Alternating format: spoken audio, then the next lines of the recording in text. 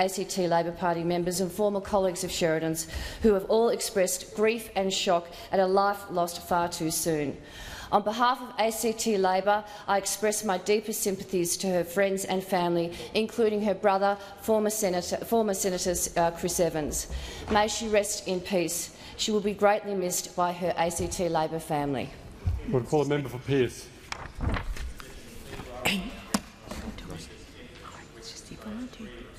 Firefighters who fought to save the many homes affected by the Perth Hills fires on 11 January this year. 56 homes in the suburbs of Stoneville and Parkerville in the electorate of Pearce were destroyed on 11 January in a fire, the damage bill for which is ultimately expected to be significantly in excess of $20 million.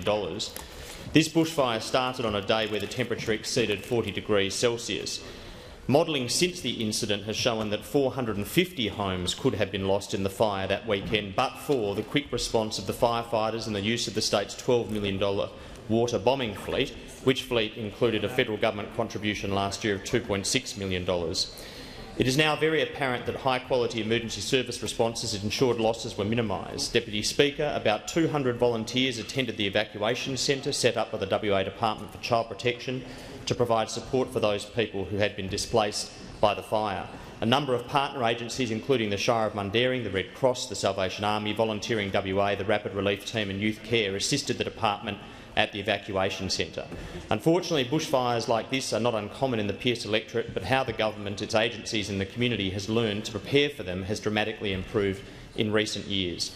Following the release of the reports by Mick Kilty in 2011 to the Perth Hills bushfire and the Margaret River bushfire, the WA government invested $80 million to ensure all recommendations in both reports were acted on. The stoicism of those affected by the fire should be praised, as should the outstanding efforts of firefighters and support agencies. All members' time's expired. I call the member for Mr. I'm calling the member for Throsby. Sorry. Deputy Speaker, an alarming story on the 7:30 report last night highlighted the need to keep the Australian Charities Not-for-Profits Commission. The ABC uncovered a children's education charity which has received nearly $1 million in donations, but can't or won't say where some of those funds have gone. The ACNC shines a light on bad behaviour in the sector, as well as strengthening charities and celebrating exemplary work. Deputy Speaker, the Australian public deserves and needs a charities regulator that provides them with confidence in the charities they donate to, receive services from and provide tax deductions to. Why can't this government understand the transparency and the accountability are keys to the growth of the charity sector in Australia? But the fact is, Deputy Speaker, that the government has a tin ear for dialogue with the charitable sector. In wishing to abolish the Commission, Minister Andrews is going against the vast majority of informed voices in the sector, 4 out of 5 of whom want to keep the ACNC.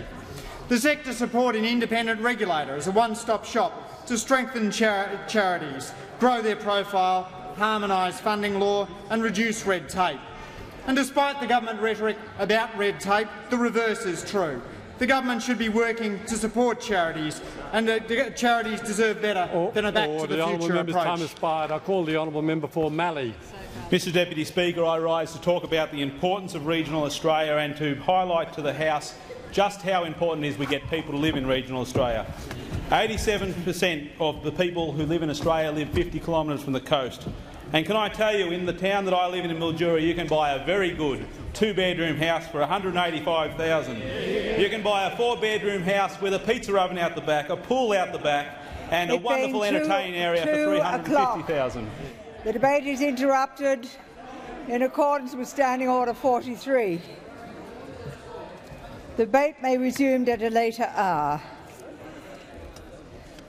We move to question time. I call the Honourable the Prime Minister before we proceed. On indulgence, Madam Speaker, I wish to note that today marks 6 years since the historic national apology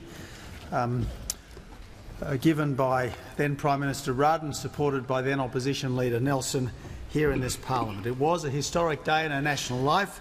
It was a day when ancient wrongs and ancient injustices were recognised and acknowledged.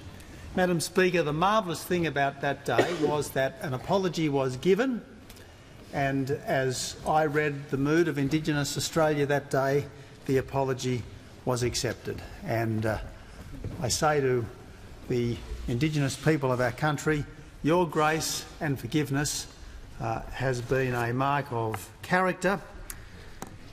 In calling to mind and remembering the national apology, it's important to note that this is not the first fault-free generation in history, and certainly this generation is not morally superior to its predecessors. I am confident, Madam Speaker, that future generations will learn from our mistakes just as we have learnt from the mistakes of our predecessors. Nevertheless, on this day, Madam Speaker, it is important to acknowledge that historic day just 6 years ago, to place on record our appreciation of what Kevin Rudd and Brendan Nelson did that day, and to resolve yet again to turn goodwill into real improvements in the life of Aboriginal and Torres Strait Islander people.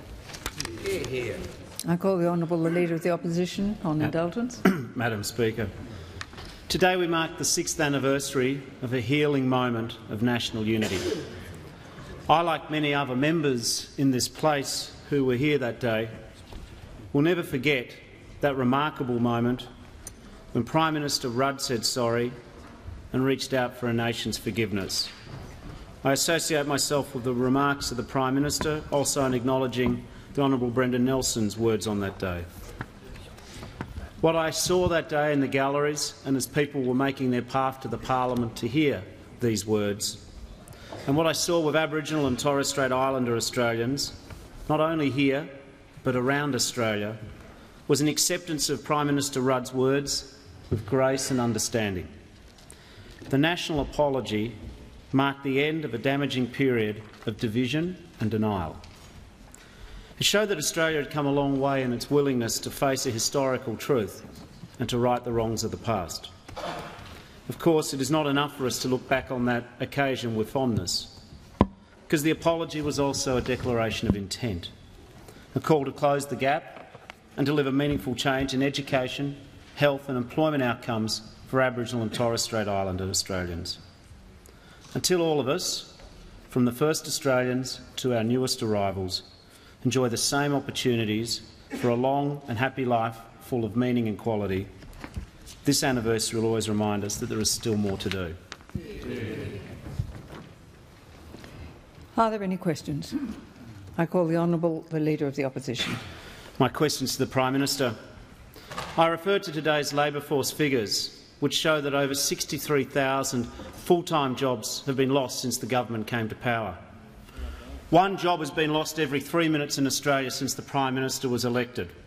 When will the Prime Minister give us a real plan and start fighting for Australian jobs? I call the Honourable the Prime Minister. Well, Madam Speaker, like every other member of this House, I am conscious of the ABS statistics which have been released earlier today, and I very much regret the fact that unemployment is edging up. This is bad news. None of us like it. All of us must do what we can to prevent it. I do make 2 points, though, Madam Speaker. The first point is that in the last economic statement released by members opposite when they were in government, unemployment was projected to rise to 6.25% in the first half of this calendar year. So what's happened is that unemployment has done what members opposite said it would do under members opposite's own policies. Unemployment has done what the Labor Party said it would do under Labor's policy. Now, Madam Speaker, members opposite can hardly blame this government for the consequences of their own policies. Members opposite can hardly blame this government for the consequences of its own policies. Members opposite created the problem, and we on this side of the parliament are fixing it. That's what we're doing. Every single policy, every single measure that this government has put in place since the election is designed is designed to make it easier for businesses to create jobs, whether it's taking off the carbon tax, whether it's taking off the mining tax, whether it's restoring the Australian Building and Construction Commission, whether it's giving environmental approval to $400 billion worth of new projects, whether it's actually concluding negotiations for a free trade agreement with Korea. Every single measure that we have put in place is designed to create jobs. That's why the workers of Australia know who their real friends in this parliament are. I give the call to the honourable member for Lindsay. My question is to the Prime Minister. Will the Prime Minister outline to the House the government's plan to build a stronger economy for all Australians? I call the honourable Prime Minister. Well, thanks, Madam Speaker, and I do thank the member for Lindsay for her question, and I welcome her commitment with getting on with job creation, particularly in Western Sydney. We have a plan for Western Sydney, and Madam Speaker, we have a plan for Australia. It means stopping the boats, it means fixing the budget, it means building the future, it means creating Australia where everyone can expect a fair go and everyone is encouraged to have a go. That's the kind of Australia that this government is creating. Now, Madam Speaker, we've only had 5 months. We've made a good start. But we did inherit a mess. 50,000 plus illegal arrivals by boat under the border protection disasters The member for Jagga members Jagga. opposite. A debt, a Commonwealth debt, skyrocketing towards $667 billion because of the policies of members opposite. And, Madam Speaker, under members opposite, unemployment queues were 200,000 people longer when they finished than when they started. 200,000 extra unemployed Australians. That was the legacy of members opposite after 6 years in government. There was Mitsubishi. Which closed down under them. There was Ford that announced it was departing under them. Well, Madam Speaker, they created the problem. This government is fixing it. Members opposite created the problem. This government is fixing it. We've got $20 billion worth of savings before the Senate because governments, like businesses and households, have to live within their means. $15 billion worth of savings that we took to the election, plus $5 billion worth of savings that members opposite took to the election, and they're opposing all of it, even the savings that they took to the election. We've got legislation before the Senate to abolish the carbon tax, to abolish the mining tax. Abolishing the carbon tax alone will add almost $1 trillion to our GDP within the next few decades. We'll restore the ABCC. That will add $6 billion in productivity improvements every year in that industry. There's $400 billion worth of environmental approvals. Thanks to the new minister, there's a Korean free trade agreement negotiated, thanks to the Minister for Trade. And there's WestConnex, funded to the tune of $1.5 billion under this government. Madam Speaker, everything we are doing is designed to make it easier to create jobs. That's what we mean when we say Australia is under new management and open for business. I call the Honourable the Leader of the Opposition. My question is to the Prime Minister. I referred to today's labour force figures, which show unemployment has risen to 6%. The unemployment rate in Australia is now higher than any time in the last 10 years. Why has the government failed to develop a plan to stand up for Australian jobs? I call the Leader of the House. Madam Speaker, yesterday you asked the opposition to tighten up their questions because they contained argument. Both the questions Leader of the Opposition has asked today are full of argument and supposition, and quite frankly, when we're in opposition, we have to be much more disciplined in our questioning, and I'd ask you to ask the opposition to get their act together. I thank the Leader of the House for his intervention, but the question will stand. I call the Honourable the Prime Minister.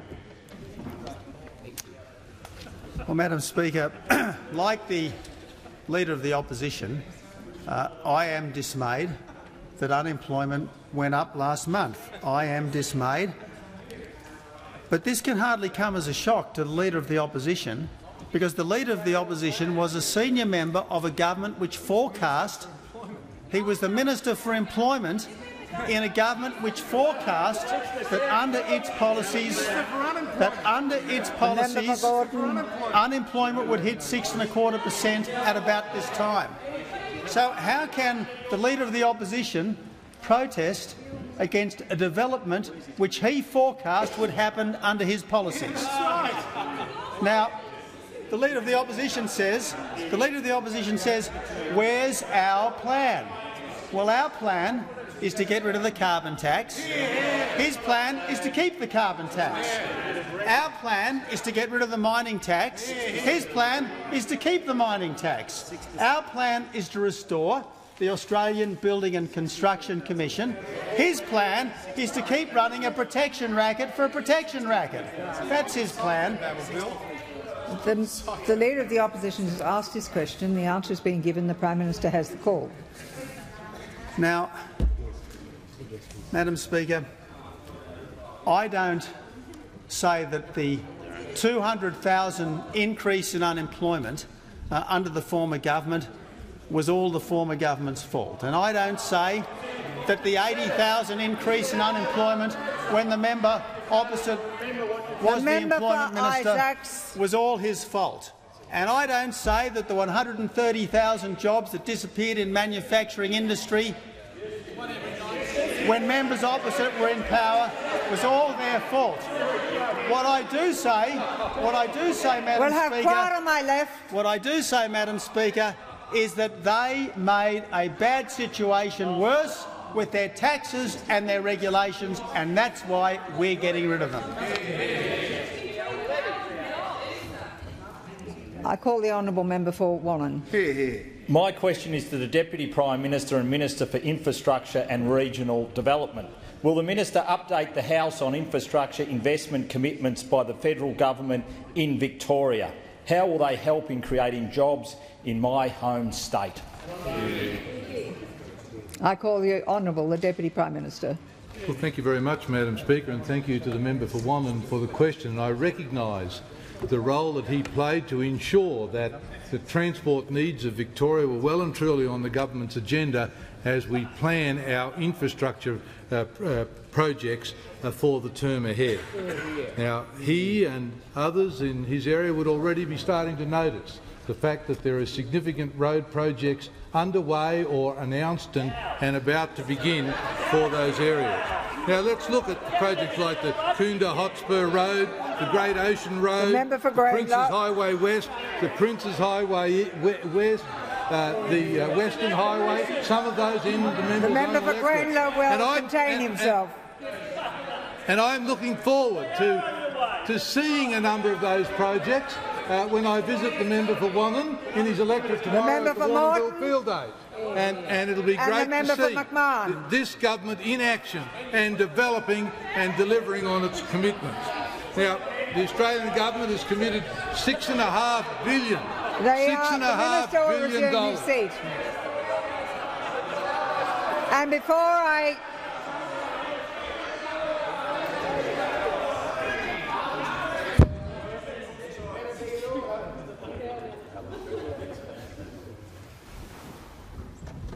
I will now give the call to the member for Grayndler on a point of order. Thank you.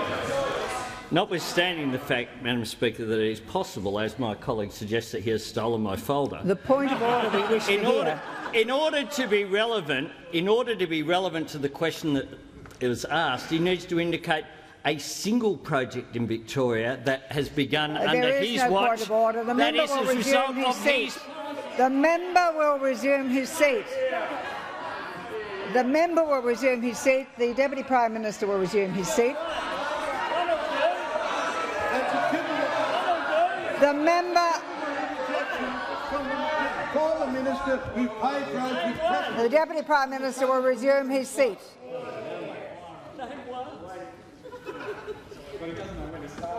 I would remind the member for Grayndler, as the former Leader of the House, that he knows full well that what he presented was not a point of order but an argumentative discussion, and we will not have any more of that.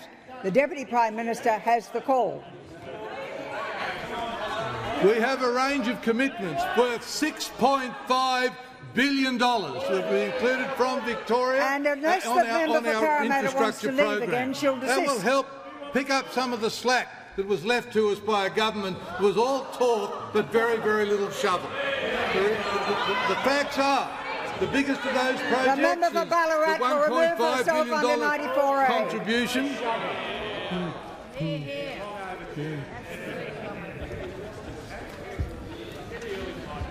Yes, and if she goes home, she can drive on the Western Highway and the Princes Highway, and she can drive on the Great Ocean Road. All projects that this government is committed to deliver. This government is committed to.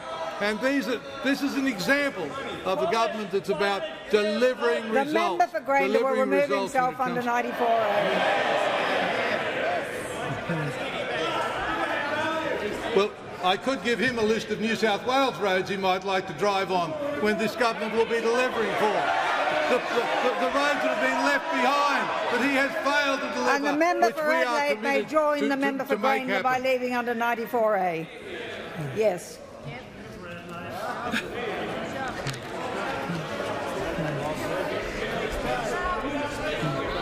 The Deputy Prime Minister has the call. Now, Madam Speaker, on top of those projects I've already mentioned, we have a commitment to the Black Spots program, Roads to Recovery, our new bridges program.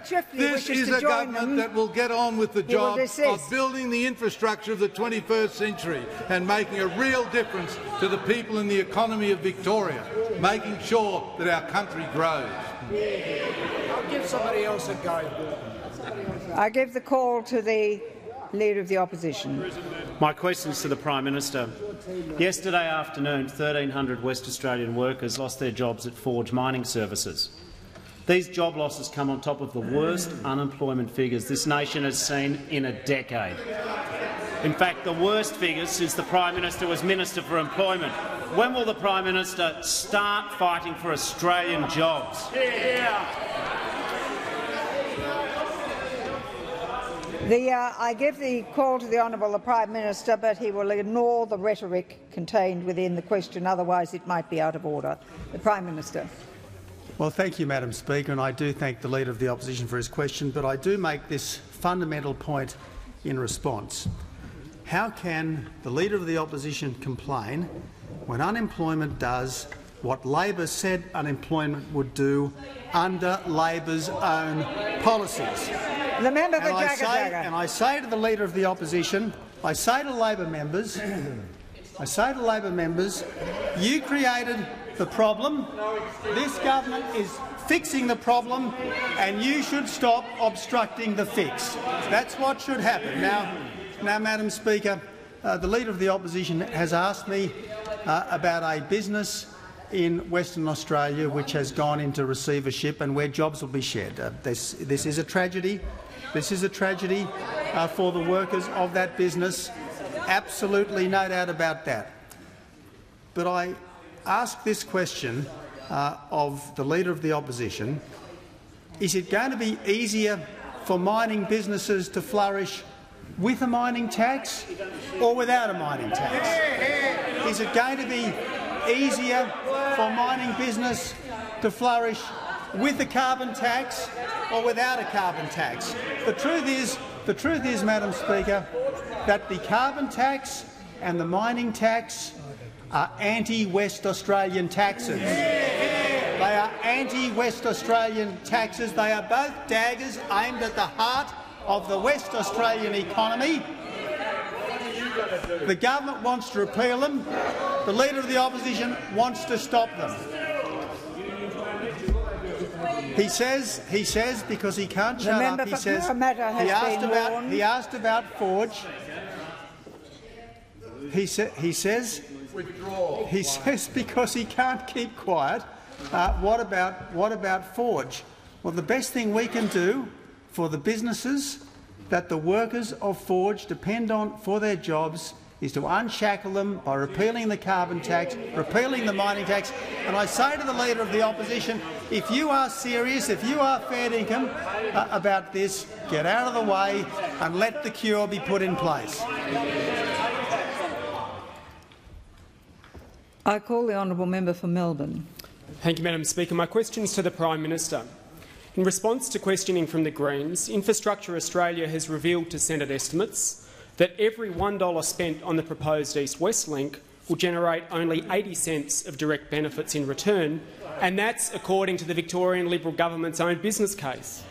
Prime Minister, will you now abandon your pledge to tip $1.5 billion into this toxic project, which won't just wreck inner city Melbourne but will lose money as well? I call the Honourable the Prime Minister.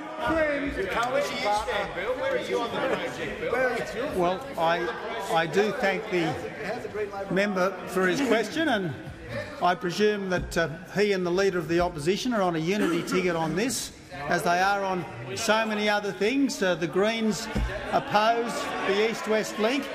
The Leader of the Opposition likewise opposes the East-West link. Well, I have two pieces of information for the member and indeed for his collaborator, the Leader of the Opposition. First, the member for Isaacs will remove himself under 94A.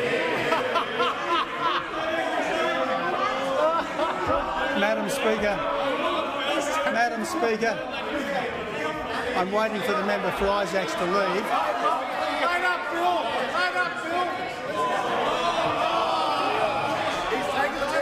We'll have quiet on my right as well.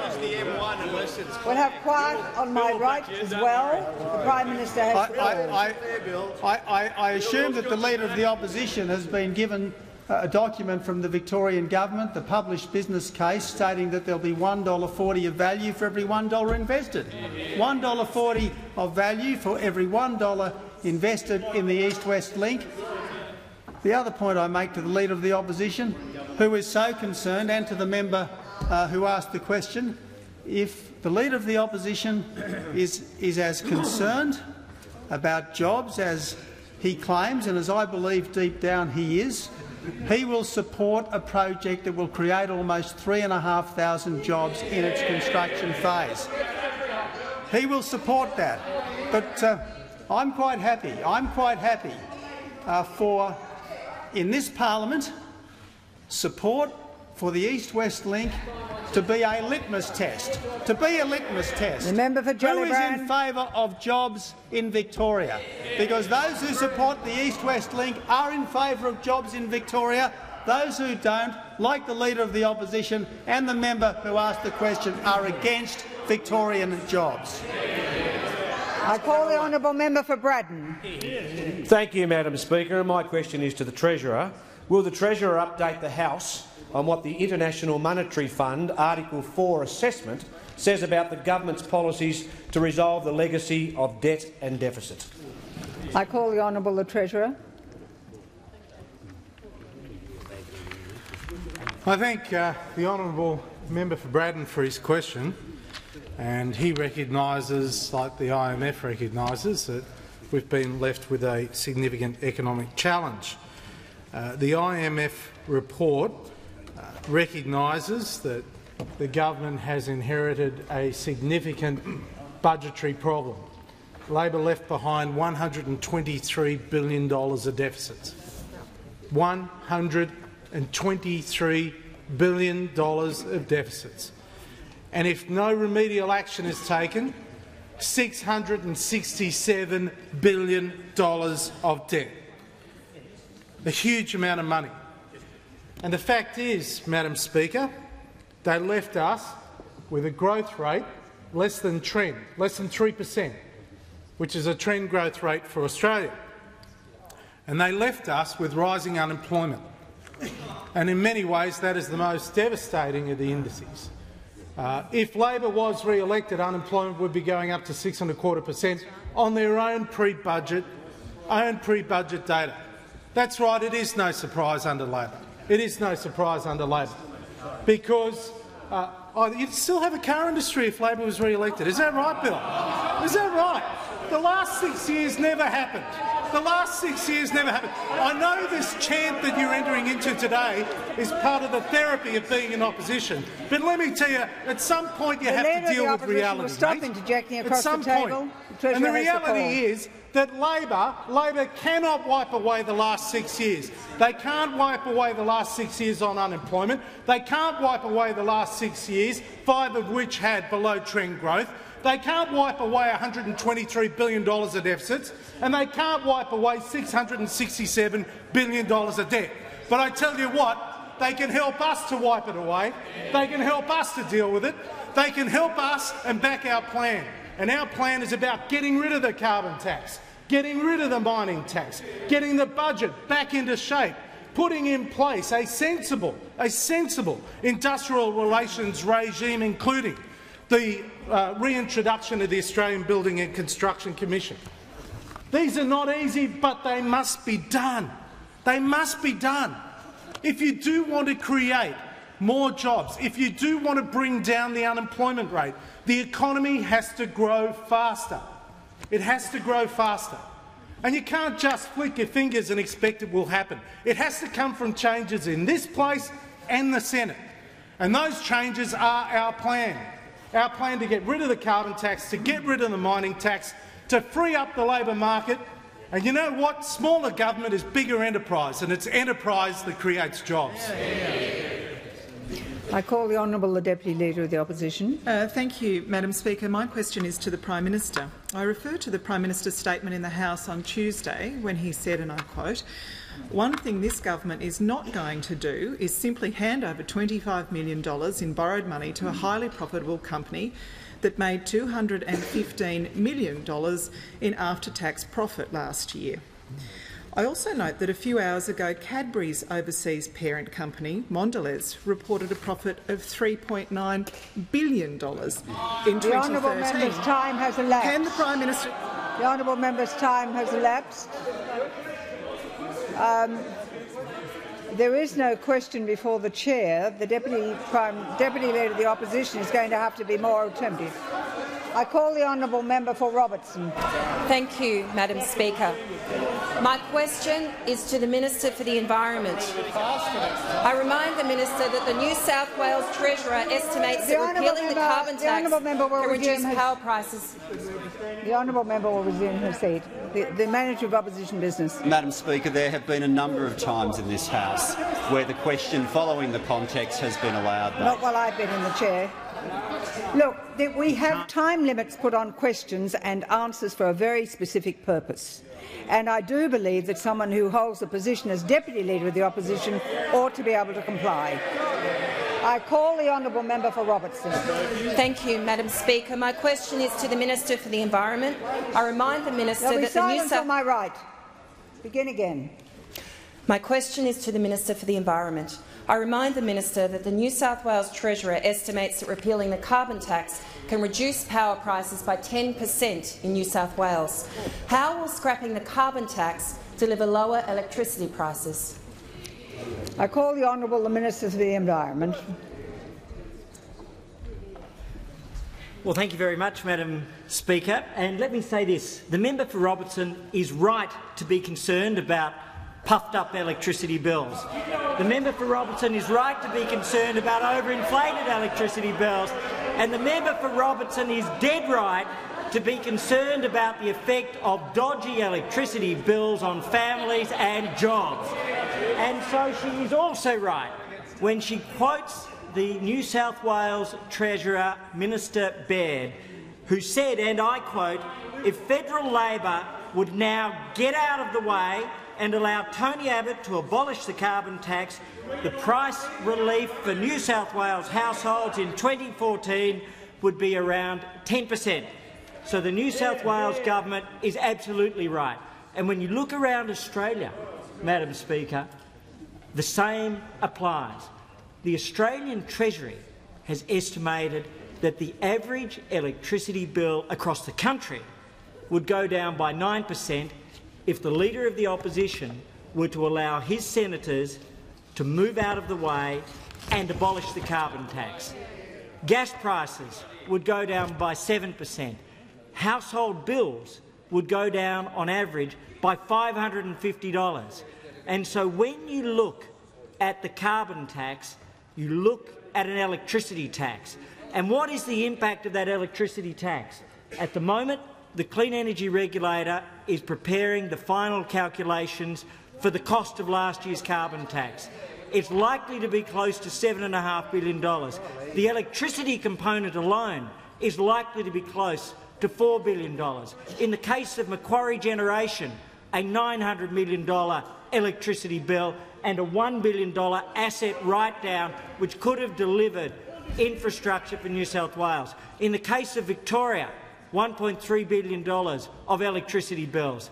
If you go to Queensland, $800 million of electricity bills, and if you look at Western Australia, $200 million for the primary generator there. So these are real and significant bills right now which are having an impact on families and on businesses. So if the opposition is concerned about jobs and competitiveness, the cost of doing business is fundamental. And right at the heart of the cost of doing business is the price of gas and the price of electricity and the impact of electricity bills. So against that background, there is a moment in time over the coming weeks when the opposition can stand up for Australian jobs and do something that matters. I say to the Leader of the Opposition, your senators are on an industrial go-slow right now. Put them back to work, vote for repeal of the carbon tax and get out of the way of lower electricity bills. I call the Honourable, the Deputy Leader of the Opposition. Thank you, Madam Speaker. My questions to the Prime Minister. I refer to the Prime Minister's statement in the House on Tuesday when he said he'd never give $25 million. Deputy Leader will resume her seat. And the member for Herbert on a point of order. Yes, Madam Speaker. If you just explain to her, she's only got 30 seconds.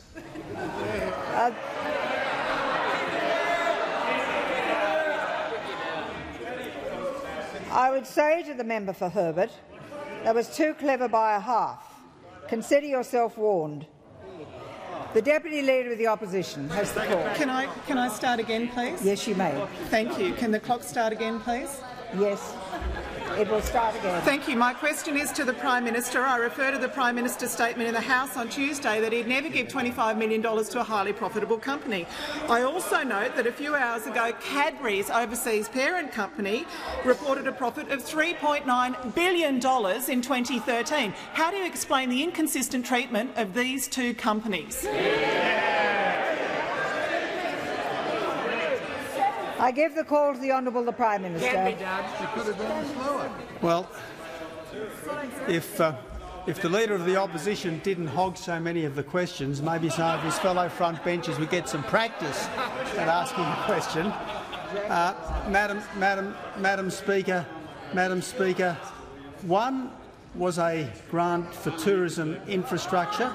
It had nothing to do with the business as such. There'll be silence on my left. The other was a request for $25 million from the taxpayer from a company whose parent had made $215 million in after-tax profit in the last 6 months. One was local tourism infrastructure. The other was business welfare from a company with a better balance sheet than the Commonwealth of Australia. Now, Madam Speaker, I'm delighted that we've seen some announcements from SPC Ardmona today. I really am.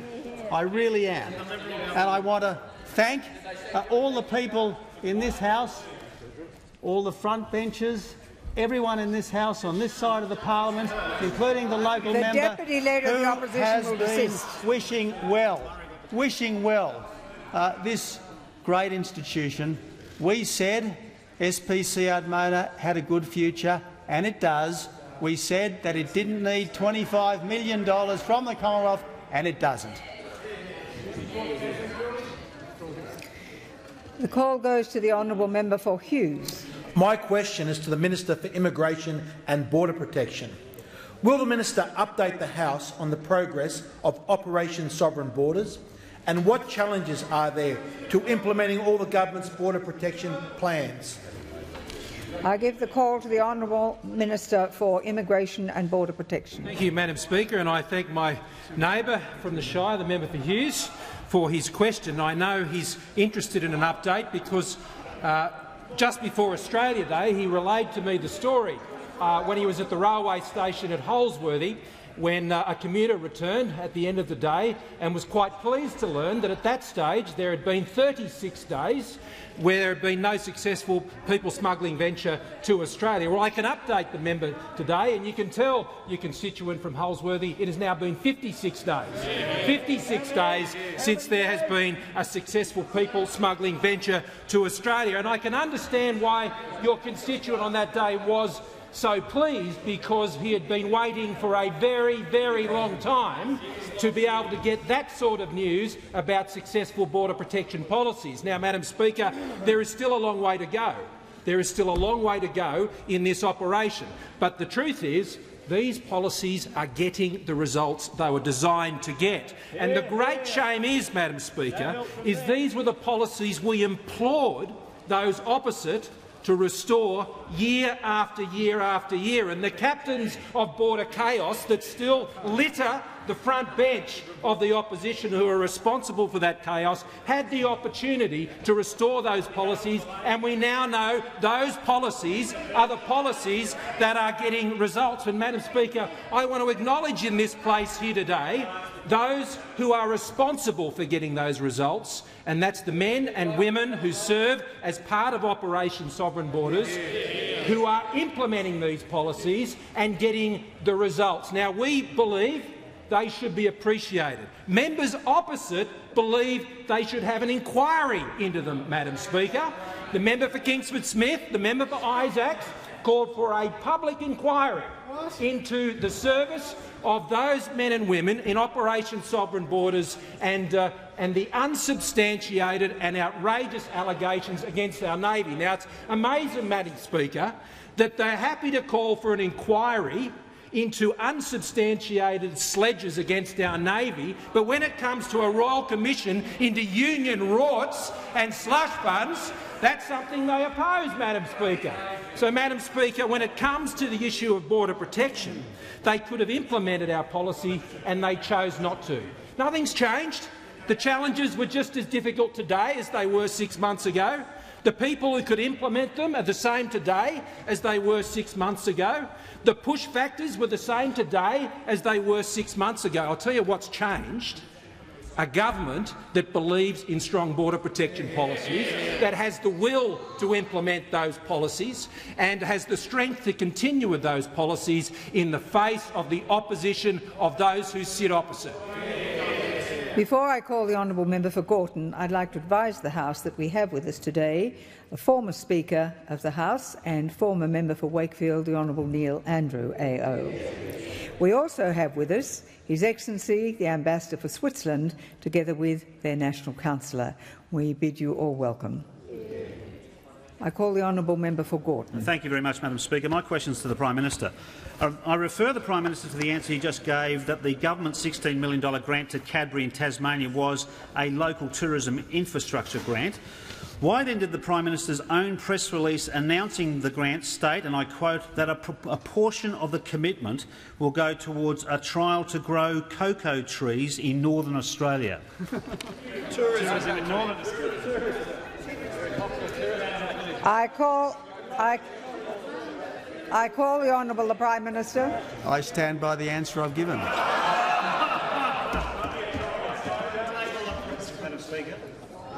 The member for Gorton. Madam Speaker, I seek leave to table the press release of the Prime Minister where he says that this grant will be going to ensuring that there will be a trial to grow cocoa trees in Northern Australia. Is leave given? Leave is not given. Leave is not given. I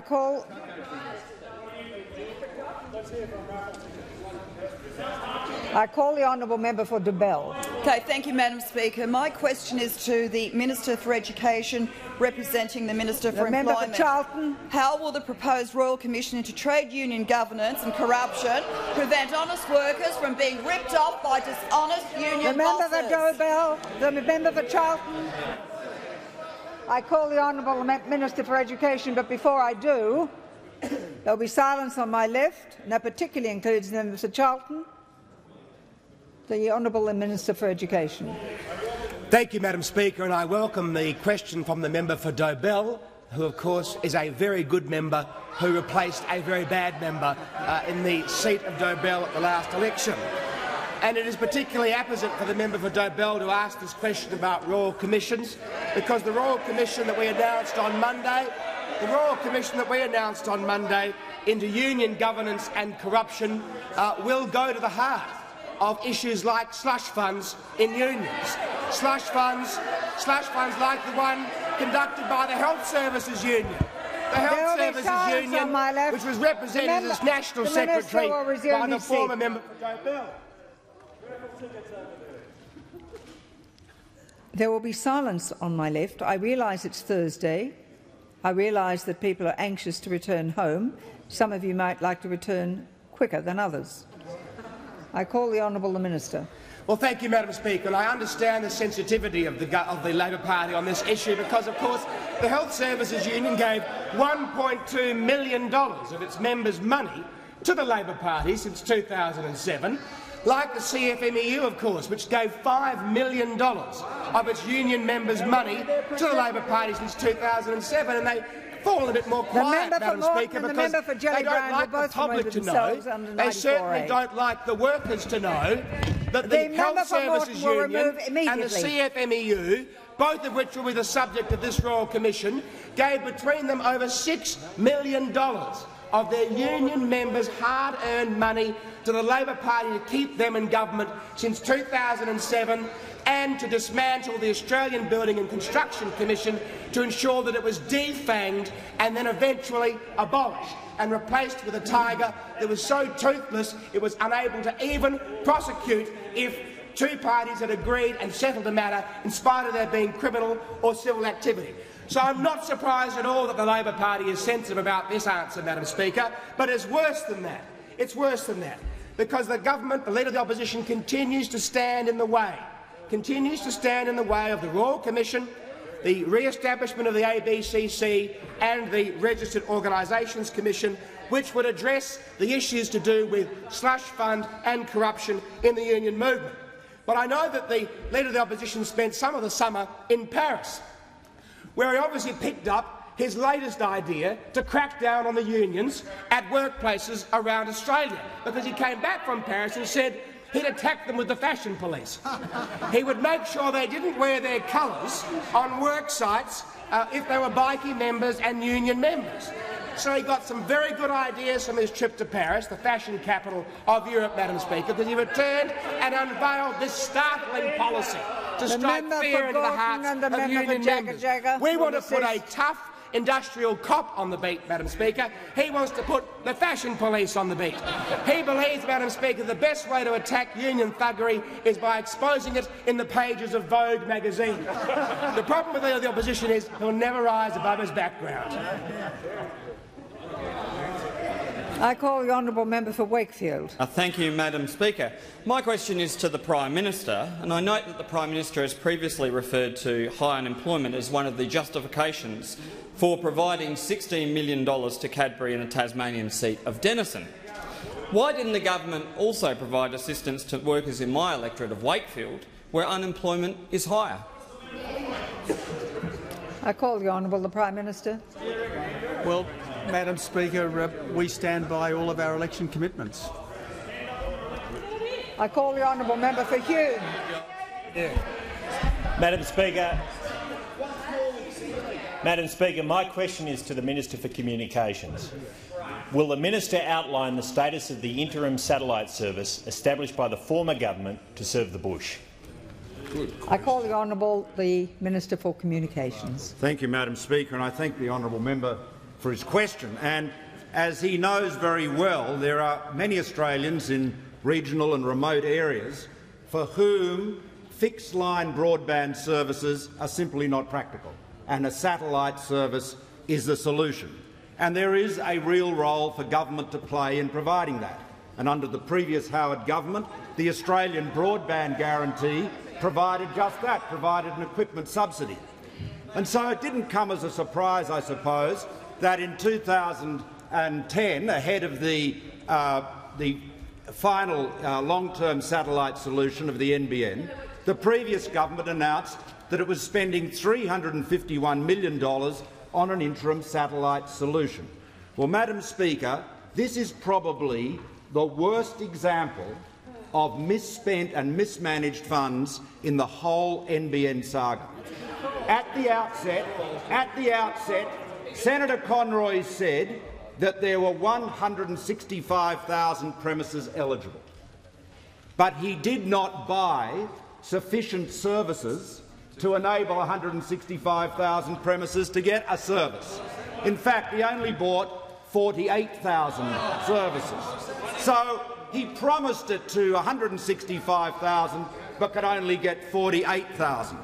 And then, Madam Speaker, in what can only be described as the Labor government's departure from the real world of Australia and the entry into its own fantasy world of Conrovia, at the beginning of 2013, in a press release, the NBN co-announced that the number of eligible customers for the broadband satellite had increased to 250,000. So it had gone up, they'd changed the eligibility, but of course nothing had been done to improve the service. Now, the tragedy of this is that not only are there tens of thousands of people who cannot get the service but were told they could, the quality of the service is now little better than dial-up. Because under the old broadband guarantee, we required ISPs to ensure that people got 65% of their peak speed 80% of the time. No such guarantee was given, no such restriction or rule was made, and as a consequence of that, we now have the situation where the 48,000 lucky people who got the service are getting a far inferior service to what they got under the Howard government Australian Broadband Guarantee.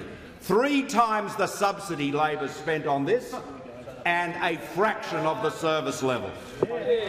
I call the honourable member for Watson. Thank you, Madam Speaker. My question is to the Prime Minister. I refer to the Employment Minister's statement at Senate estimates that the Prime Minister avails himself of all forms of advice in relation to staff appointments.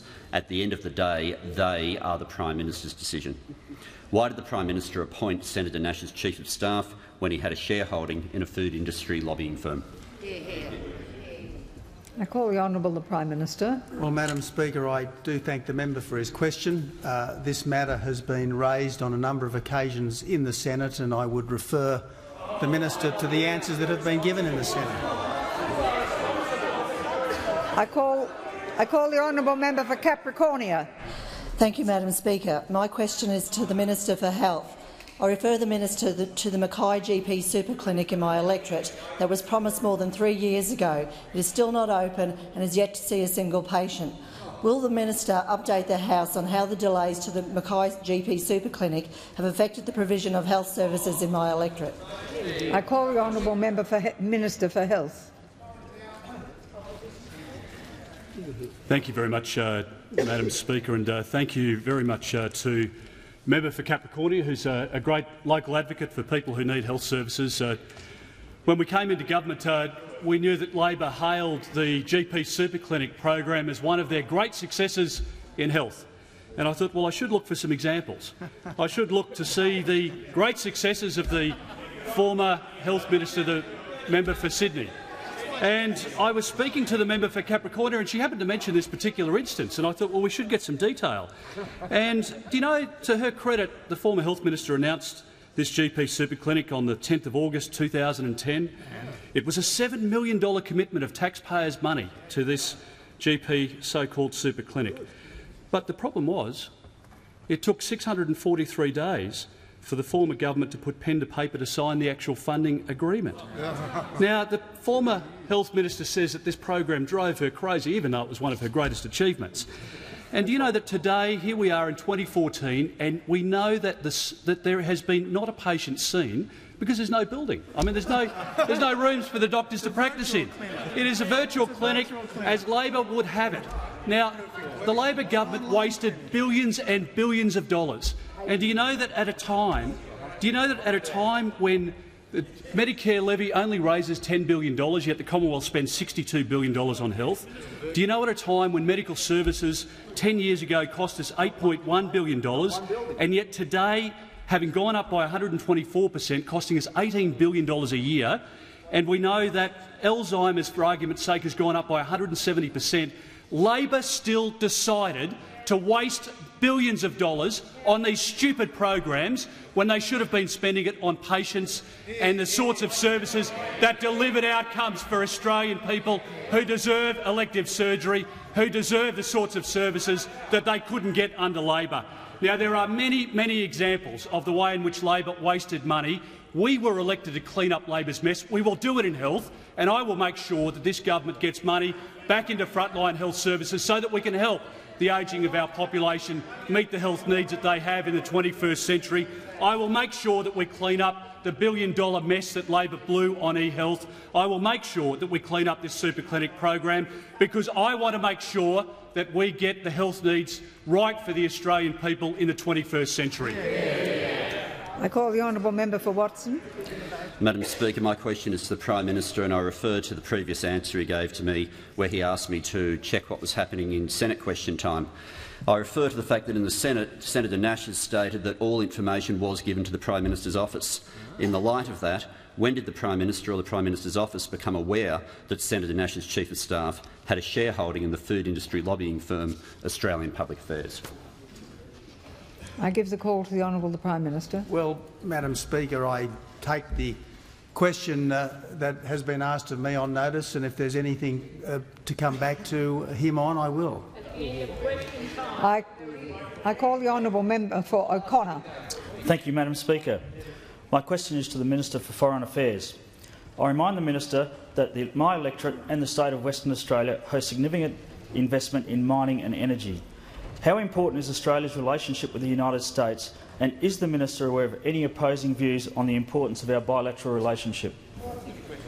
I call the Honourable the Minister for Foreign Affairs. Thank you, Madam Speaker, and I thank the member for O'Connor for his question. He understands the importance of the strategic and economic relationship with the United States. In fact, our strategic alliance with the United States is, as former Labor Prime Minister Kevin Rudd, and I quote, "our bedrock, the guiding principle of Australia's engagement with the region and the world." In economic terms, and taking into account two-way investment stocks and two-way trade in goods and services and the impact of the free trade agreement that we have with the United States, it is also our most important economic partner. $1 trillion in investment stocks is unparalleled in our history, and the $630 billion of US investment has helped underpin the development of critical infrastructure in mining and resources and agriculture, not only in Western Australia but across the nation. It's enabled us to export record levels of commodities to Asia, particularly to China, which is now our largest and most important two-way merchandise trading partner. Now, these are facts, and successive leaders on both sides of the Parliament have acknowledged this. In fact, for virtually every Labor leader, from Curtin to Gillard and Rudd, this has been an article of faith. And Labor leaders have consistently prioritised the United States relationship.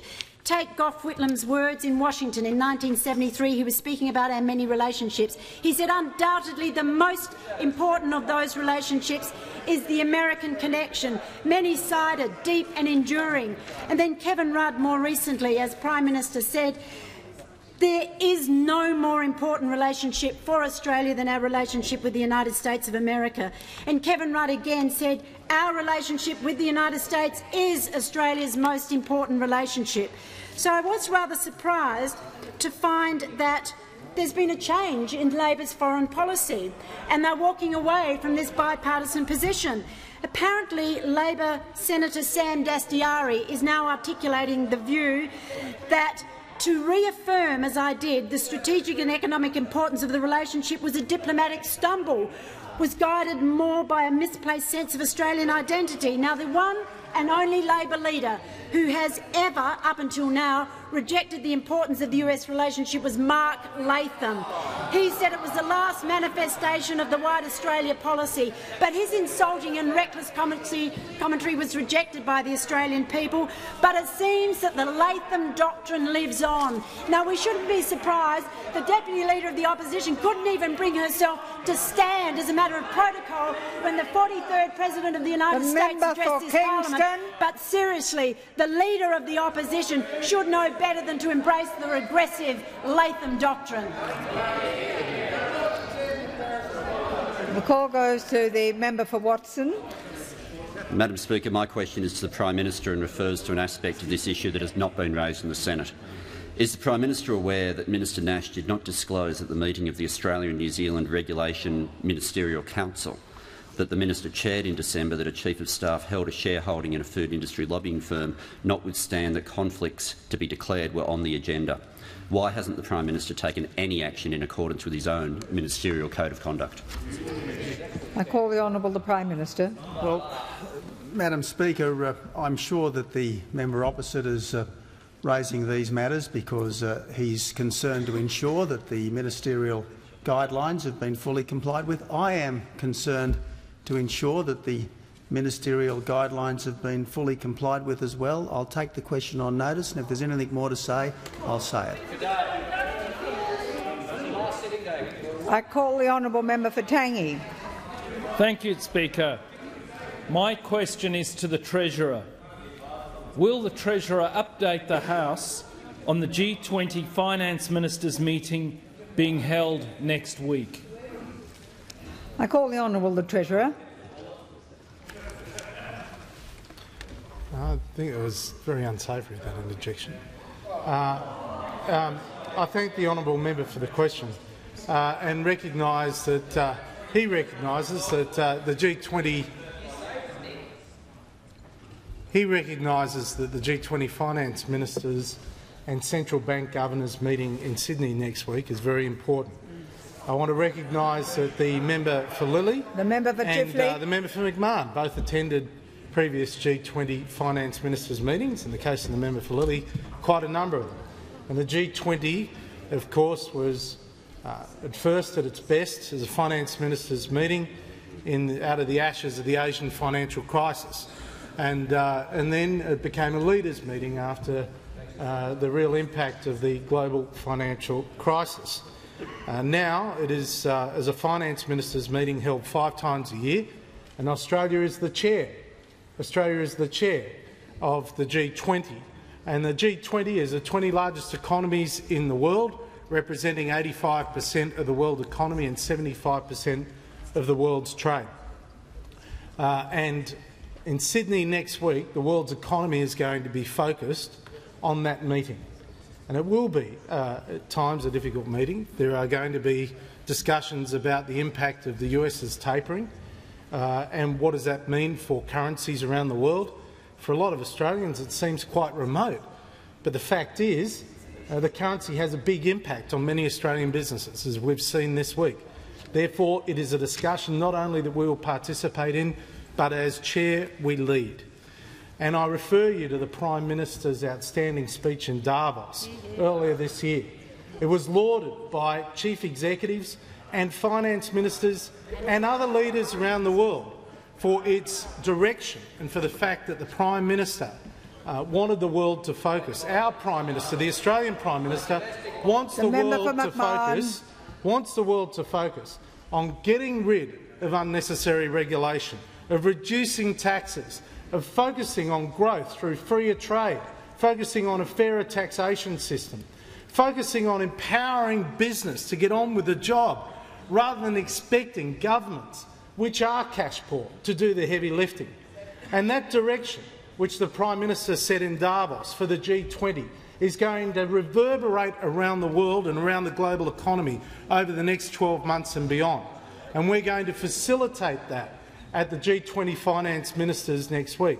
It's a long way to come to Australia for a meeting, but the fact that every key finance minister and central banker in the world is coming to Sydney next week to discuss the world economy says a lot about what we can lead and the way we can take the world. I call the honourable member for Watson. Thank you, Madam Speaker. My question is to the Prime Minister. I refer to Minister Nash's intervention to remove the Health Star rating system website developed by state and territory governments.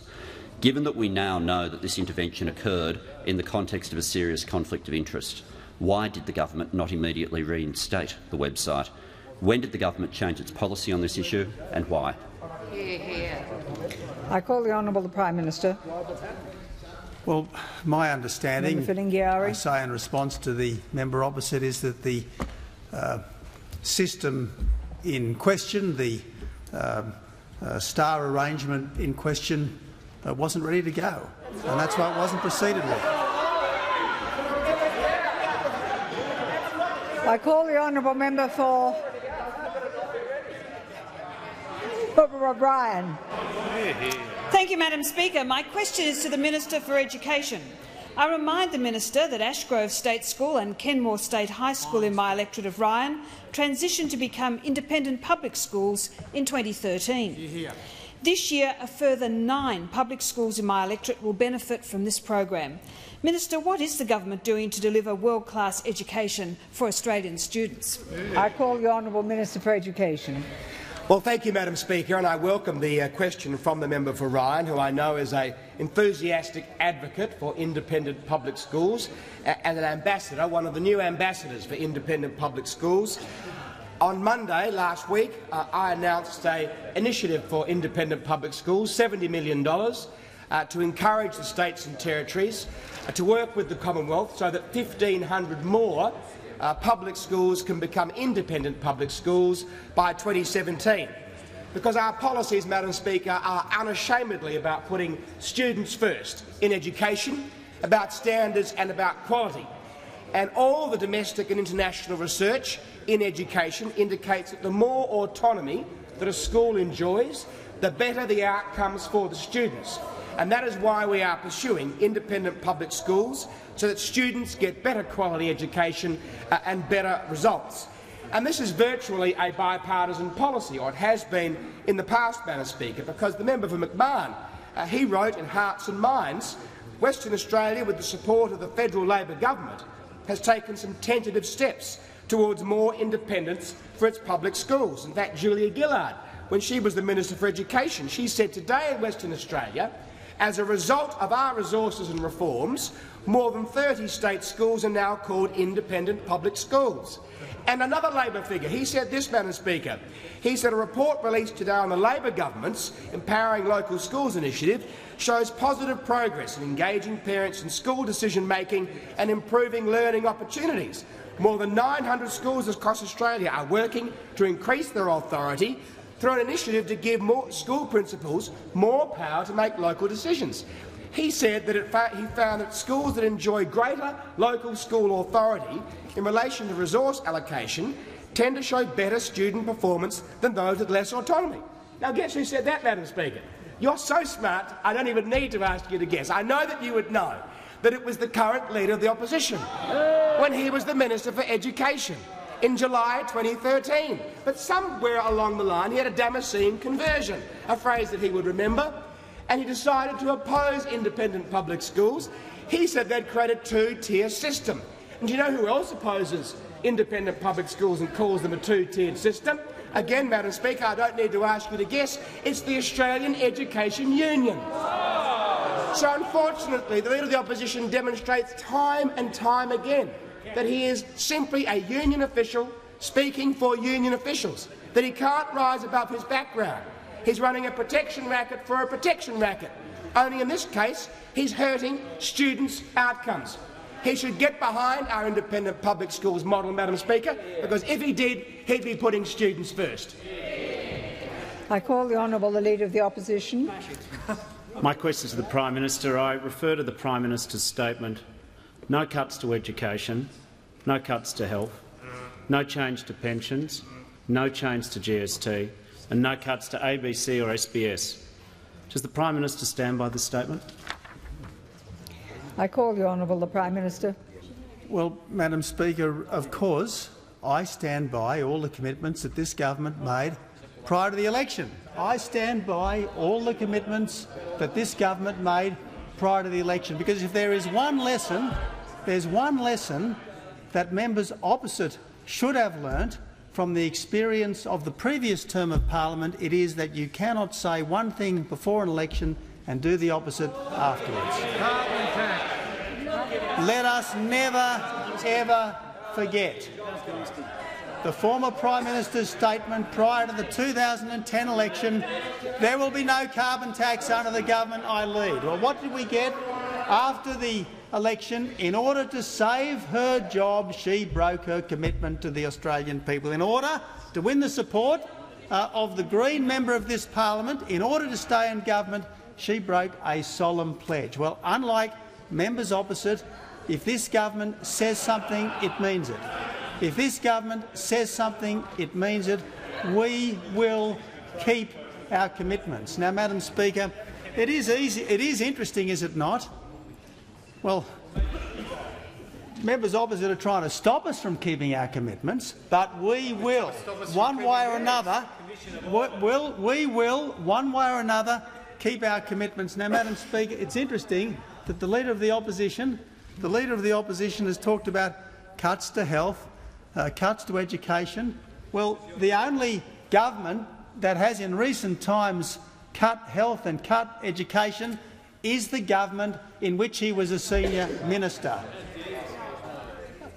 The former Minister for Health is saying it's not true. The former Minister for Health cut $1.6 billion out of public hospitals. The 2012 mid-year economic and fiscal outlook cut $1.6 billion out of public hospitals. What kind of parallel universe are members opposite living in, Madam Speaker? Yes, Conrovia comes to health policy. Conrovia comes to education policy. The minister sitting at the former minister, now the opposition leader, cut $3.9 billion out of education. $3.9 billion out of education. He's shaking his head. He's got amnesia. A terrible case of amnesia. Dr Gillespie, please, would you attend to this man? A terrible case of amnesia. Now, Madam Speaker, the Australian people want a government which is competent and trustworthy. The test of a trustworthy government: does it keep its commitments? And we will. I call the Honourable Member for Corangamite. Thank you, Madam Speaker. My question is to the Assistant Minister for Education. I refer the Minister to the June quarter 2013 report into childcare and early learning produced by the Department of Education, stating childcare fees in long day care centres have risen by nearly $70 a week in recent years. Families in my electorate tell me that this is making their limited childcare options unaffordable. Will the Minister outline what action the government is taking to reduce childcare fees? I call the Honourable Assistant Minister for Education. Thank you, Madam Speaker. And it was a terrific opportunity last week to visit the member for Corangamite's electorate, to meet with the Learning Centre at Belmont, attend a roundtable hosted by the Torquay Early Learning Centre and meet with the Surf Coast Shire. And things have changed in the electorate of Corangamite. We now have a connected, energetic, community-based member, and it was a delight to spend the day with her. But I heard the same message, Speaker, that in Corangamite, as I've heard across Australia, and sadly the legacy of the previous government was revealed in a report released last week as well, which told us that childcare costs have gone up 50% in long day care centres, and for most families that's an extra $70 a week. So that's what we've inherited, but we have a plan. We've launched our Productivity Commission inquiry. Submissions closed last week. We'll have a draft report in July. Member for Kingston.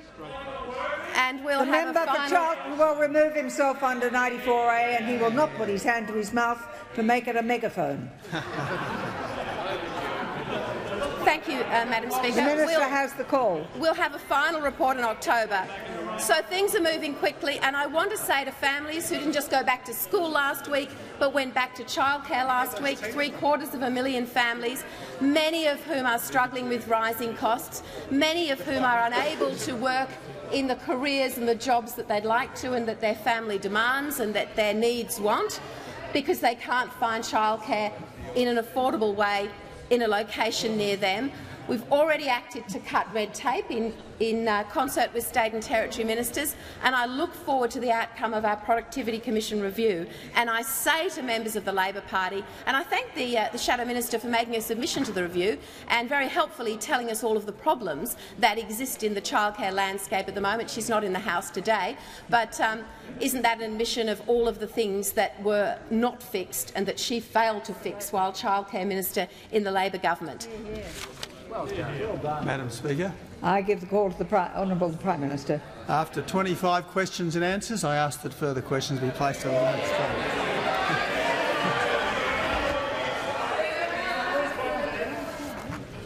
I call the Leader of the House. Thank you, Madam Speaker. Madam Speaker, documents are tabled in accordance with the list circulated to honourable members earlier today. Full details of the documents will be recorded in the votes and proceedings and Hansard. Just a moment. Before I gave, or rather after I gave the call to the Leader of the House to present documents, I did have notification from the Deputy Leader of the Opposition and also the Leader of the Opposition that they wish to make personal explanations. I call the Deputy Leader of the Opposition. Thank you, Madam Speaker. I seek leave to make a personal explanation. Does she claim to have been misrepresented? I do, Madam Speaker, several times today. The Health Minister referred to a press release from me as Health Minister in 2010. I wasn't the Health Minister in 2010. I didn't become the Health Minister until December 2011. I call the Leader of the Opposition. I seek leave to make a personal explanation. Does he claim to have been misrepresented? Yes, I do. Proceed. The Manager of Government Business claimed again today during question time that our plan for tackling crime in the building and construction industry is not serious. The Opposition's proposed an AFP-led task force working with the powerful Australian Crime Commission to crack down on these allegations. I would say the most serious response is a police response, and that is why, on behalf of Labor, propose. I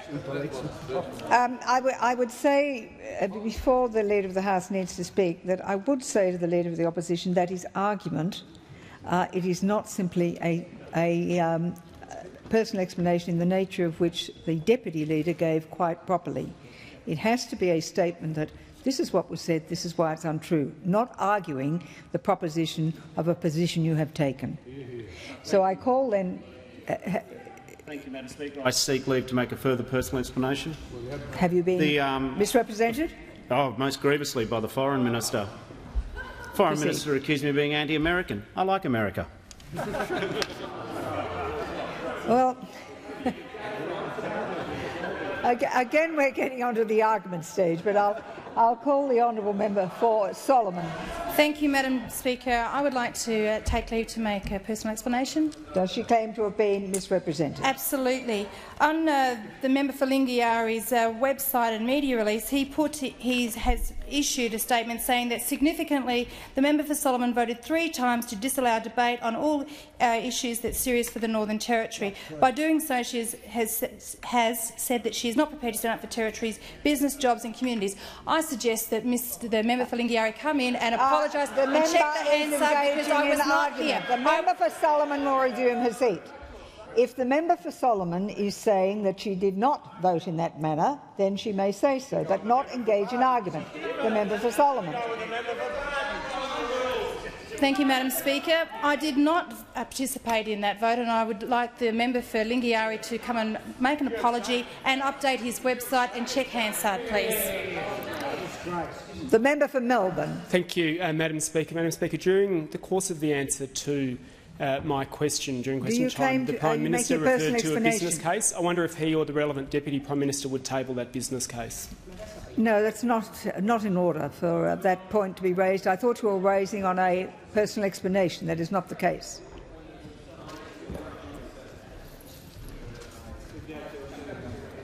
We will proceed. I have received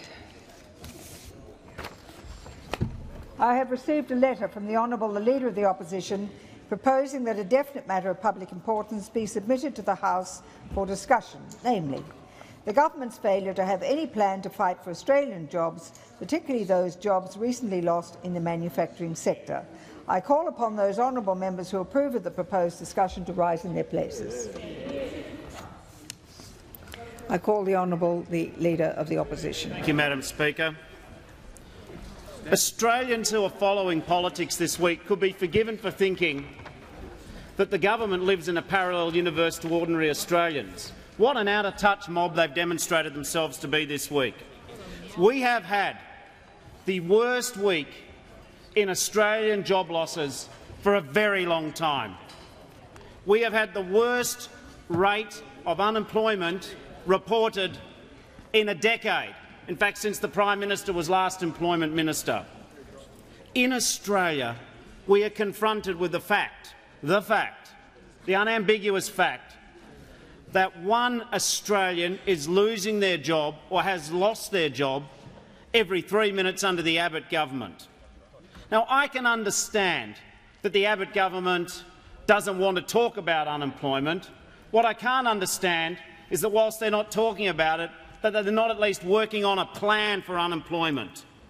Instead, we heard the Prime Minister of Australia, almost in breach of the Trade Practices Act, false and misleading conduct, passing himself off as a Prime Minister, when in fact he said that he's the workers' best friend. My goodness me. If he is the workers' best friend, they don't need enemies. How on earth can someone protest to be the workers' best friend, the best friend of wage-earning, tax-paying employees in Australia, when 63,000 plus full-time jobs have gone since they came into power?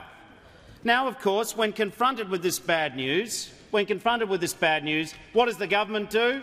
It reaches for the blame cannon. It blames everyone but themselves. They blame the car industry as being a rust bucket. They blame car workers as being overpaid and uncooperative. When it came to SPC, they were praying and hoping that a state government would rescue them from their own inconsistent position. Today, we had a question to the Prime Minister in question time saying, Prime Minister, when you said that you wouldn't give $25 million to attract $160 million of investment for SPC because the company was already making a profit, he was asked by the Deputy Leader of the Opposition, well, Prime Minister, how is that consistent with giving Cadbury $16 million when their parent company made a $3.9 billion profit? That is just straightforward hypocrisy. Now, we had the Prime Minister try and hide behind that and call Cadbury a tourist attraction. Indeed it is. But what he hadn't done is read his own press release, which in fact showed that that grant's going to growing cocoa trees in Northern Australia. Under this government, you can do tourism in Northern Territory or Northern Queensland, but you can't get a manufacturing job anywhere in Australia. We see a big problem of unemployment in this country. It is a real issue. And the government says, well, there was always projected softening in the labour markets, so it is inevitable. People of Australia know that if you believe that this was inevitable, where's your plan? If you've read the projections and you simply say, well, it was inevitable, don't look at us, don't blame us, what can we do, then what good are you?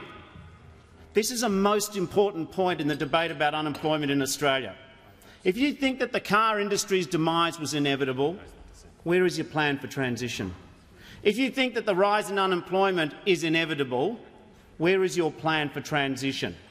If you think it is inevitable that 63,000 jobs will be lost, full-time jobs, real jobs, tax-paying jobs, jobs which let families pay the mortgages, pay the debts, educate their kids.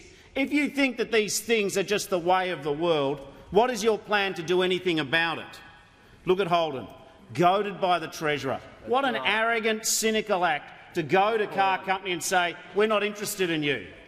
Then they look at the car component industry. They rushed out at the Holden News. I remember, right here at this dispatch box, the Prime Minister said, well, we'll do the right thing by the car component industry. All he's done is write their funeral notice. Toyota then announces, and then what do we hear? Oh, it's the workers' fault. Then we have Toyota come out and say, it's actually not the employee's fault. So then what does the government do? They say the company's wrong.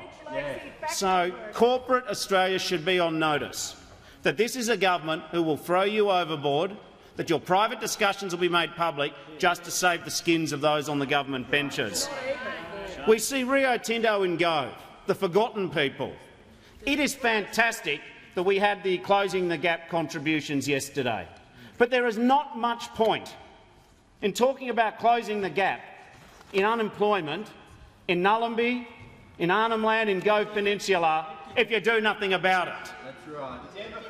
Thousands of people are losing their jobs without so much as a whimper or a whisper or a cry of concern from the government. We get shoulder-shrugging, we get kicking the issue down the road, they're not interested. But it isn't good enough. What concerns me is that this is a government who will look at an set of unemployment statistics and say we have no plan. Every time we ask them a question this week, what's your plan, they want to go back and refight the last election. The people of Australia will get sick of this lazy government simply blaming everything on the past and offering no vision for the future. The end of the car industry, if we had predicted that at the last election, if we had said, don't vote for the coalition, don't vote for them in Corangamite, don't vote for them in Deakin, don't vote for them in marginal seats across Australia, because you know what? When they get elected, Holden will close. Tens of thousands of car component workers will lose their job. 1,000 small businesses who supply components will not have companies to supply to. If we had predicted before the election that Toyota would go, we'd have been laughed out of court. Yeah, that's right. The problem is that the truth was even worse than what we could imagine. That is right. And instead what they do is they simply say this is the way of the world. They say there's nothing that can be done, that Australia can no longer compete in manufacturing in the first world in the 21st century. The problem is that we have a government who doesn't understand the car industry contributes $600 million directly in R&D. It spends $800 million on computing, on engineering, on technical services. This government is dumbing this country down. Right. They don't understand the value of innovation, they just understand the price of their own political fortunes. Right. We need to be a nation that builds things. The vision of this country, the vision of this government, is that we should go back to being a farm and a quarry. They look at the 21st century and want to take us back to the 19th century. They've never seen a manufacturing worker's job they'll fight for. They've never seen a well-paid set of workers' conditions which they will have any regard for. And where is their plan? The car industry was not in our projections for unemployment, but it's gone anyway. And last night, 1,300 engineers, white-collar workers, draftspeople, designers, 1,300 people in the last 24 hours. Exactly this time, 24 hours ago, not listening to the platitudes of the lazy crew opposite, not listening to their lack of plans. They're just getting on and doing their jobs. And you know what happens to them? They get told, you're gone. There's no more money in this company. You are retrenched. From the Gascoyne to the Kimberley, to the Pilbara to far north Queensland. 1,300 people sacked, not in our projections. And then the government says this is just what happens. This is a government who says there is no role for government in terms of the creation of jobs. What an abdication of responsibility. The plan that the government's got is to dumb this country down. Get rid of the trade training centres. Why didn't we think of that? You need a skilled workforce, so you get rid of the trade training centres. We need infrastructure, so what do? They decide not to build any more public sector transport, any more rail in Australia. Why didn't we think of making it harder for people to get to work? The NBN, they want to cut that down and carve that up. Because, of course, why on earth didn't we think that the NBN contributes nothing to productivity, contributes nothing to our nation's wealth? The future of this country cannot be taken for granted. What I'm afraid of is that with unemployment at 6% and going up, despite 20 or so questions this week, we heard not an answer on jobs. That is right. Not one not answer, not two not answers, 20 times or so. They ducked and weaved and dissembled. They blamed employees. They blamed the car industry. They blamed everything except looked in the mirror to look at the source of some of the misery. I don't hold the government responsible for all the job losses in this country. There are many factors at work, but what I do hold the government responsible for is they do not have an inch of fight in them. They have got a small heart when it comes to fighting for jobs. If those opposite think that all is well in the country, and if they pat themselves on the shoulder as they leave Parliament this week, then shame on them. Unemployment is the #1 task of any government, coalition or Labor, to fight. Unemployment is an unmitigated misery. And if the government just wants to say there is nothing we can do, then what that tells me is there are 2 opposition leaders in Australia and no Prime Minister. Order. The opposition leader's time has expired. I call the Assistant Minister for Employment. Look, thank you, Deputy Speaker, and I welcome the opportunity to speak in this important matter of public importance. And in August last year, the member for McMahon stood in this chamber. He stood in this chamber and delivered Labor's final economic statement, which revealed that unemployment was heading towards 6.25%. We all know, Deputy Speaker, that unemployment is a lagging indicator, and what we are debating here today is not the result of 5 months of coalition government. What we are debating here today is the result of 6 years of Labor mismanagement. Right. And contrary to the claims of the Leader of the Opposition, we took a comprehensive plan. We took a comprehensive plan to the Australian people. Here it is, our plan, real solutions for all Australians. You might have seen that. You might have seen that because the Australian people definitely saw that. They definitely saw that and they voted for that, and that's why you're sitting where you are today. Right. The Australian people elected us and threw you out. Right. They elected us to fix Labor's mess. To fix Labor's mess, Deputy Speaker. We were elected to address the issue of $123 billion of projected deficits. We were elected to address the issue of a debt that was exploding towards $667 billion. We were elected to implement our plan for a stronger economy and a stronger Australia. We have a plan. We put it to the Australian people. They voted for that plan, and all the opposition can do is stand in the way. The government is all about building a stronger Australia, building a stronger economy and creating jobs. As the Treasurer said earlier today, the budget will be about growth. The G20 is about growth. Our policies are all about a stronger economy which will create new jobs and new opportunities. Some Australian communities and families are doing it tough, but the doom and gloom of the members opposite is only making it worse. So negative. We need the opportunity to put our agenda in place. We need the opportunity to get the settings right, get the economic settings right to address the changing nature of the Australian economy.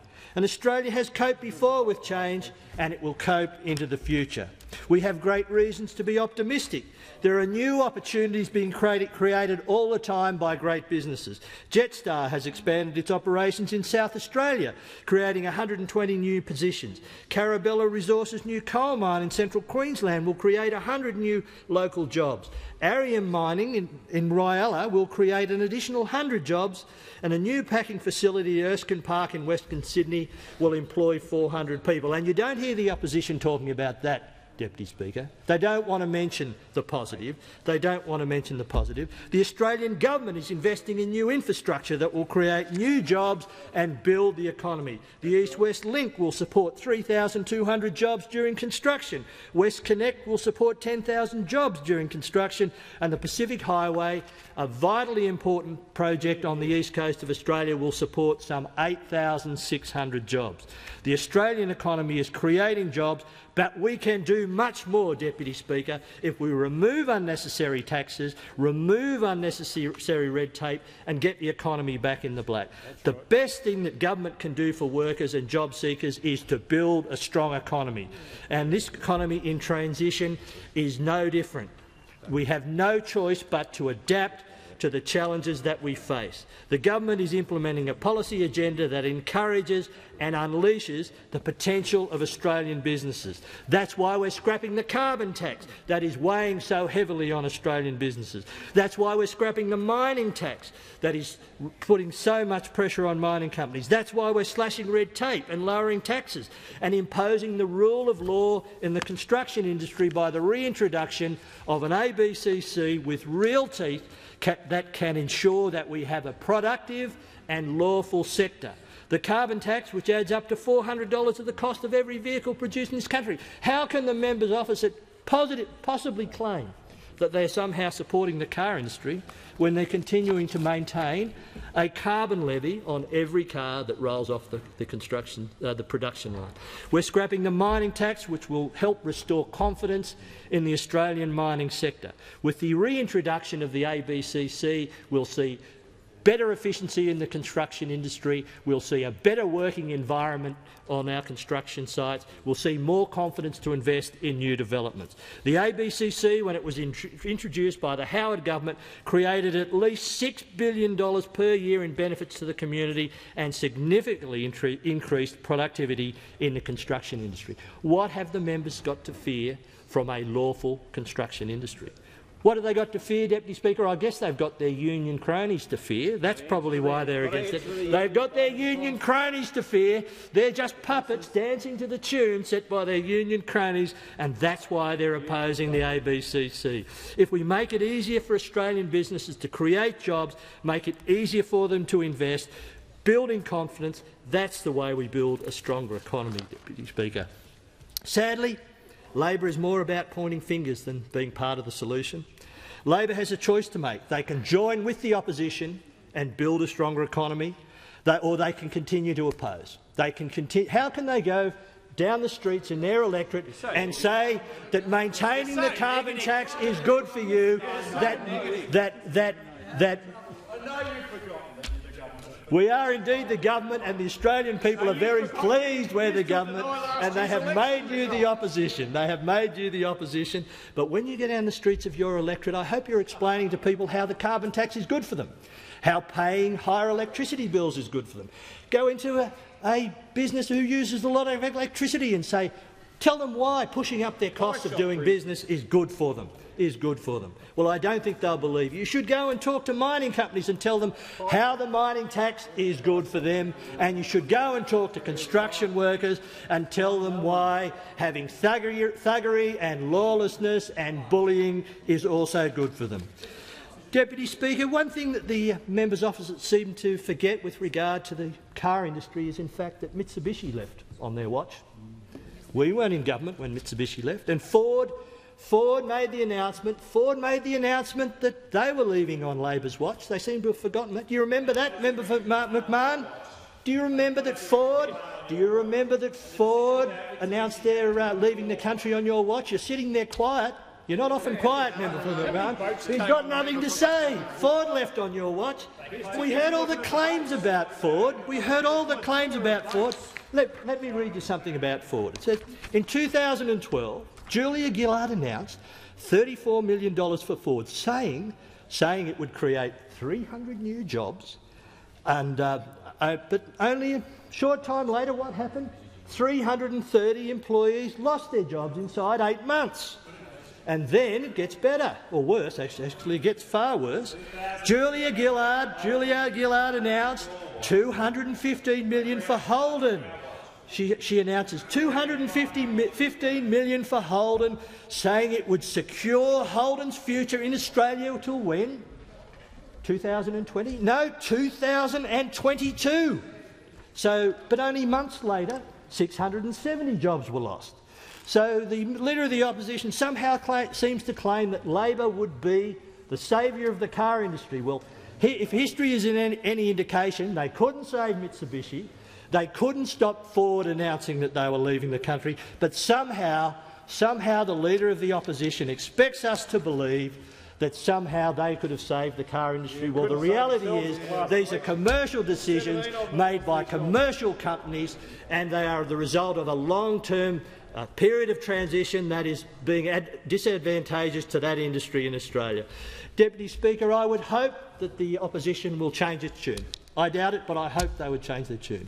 I hope they would give the Australian workers a break. I would hope they would get behind the government and support the abolition of the carbon tax. I would hope they would get behind the government and support the abolition of the mining tax and support the reintroduction of the ABCC so that we can have the return of the rule of law. I would hope they would support our budget measures, which will help to bring the budget back into the black. And I really hope they'd support their own budget measures that they seem to have changed their mind on, Deputy Speaker. I hope they'd support their own budget measures. But I would end my contribution with a plea to the Leader of the Opposition. I would hope that he would put as much effort into supporting the jobs of hard-working Australians. I hope he would put as much effort into supporting the jobs of hard-working Australians as he does into supporting the interests of dodgy unionists. Thank you, Deputy Speaker. I thank the Assistant Minister and recognise the Shadow Treasurer member for McMahon. Thank you very much, Deputy Speaker. Well, we heard the Prime Minister again today at the dispatch box solemnly assuring Australians that they would keep, the government would keep, all their solemn election promises.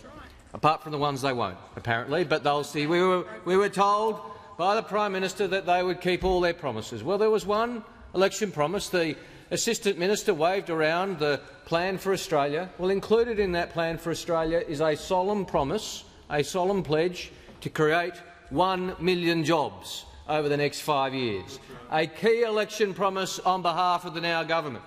Now, we know, Mr Deputy Speaker, from a leak inside the Liberal Party, I'm not going to allege who it is, but we know from a leak inside the Liberal Party that this was a pledge made up by the then Leader of the Opposition. We know from inside the Liberal Party that they had no modelling to show that they could create 1 million jobs over 5 years. They had no basis for that commitment based on their policies. They just popped the $1 million figure out of the air. But nevertheless, it's in writing. You know, the now Prime Minister says you can only believe what he says is in writing, his words. Well, it's in writing. In their Plan for Australia, their key pledge to create 1 million jobs over the next 5 years. Well, let's get a little update on how that's going. How's that coming along then? Well, we've had an update today, in today's unemployment figures. And we know that in January, 7,100 full-time jobs were lost across Australia. Now, I accept, Mr Deputy Speaker, that monthly figures move around, monthly figures will go up and down, and that you can't read too much into one monthly figure. I completely accept that.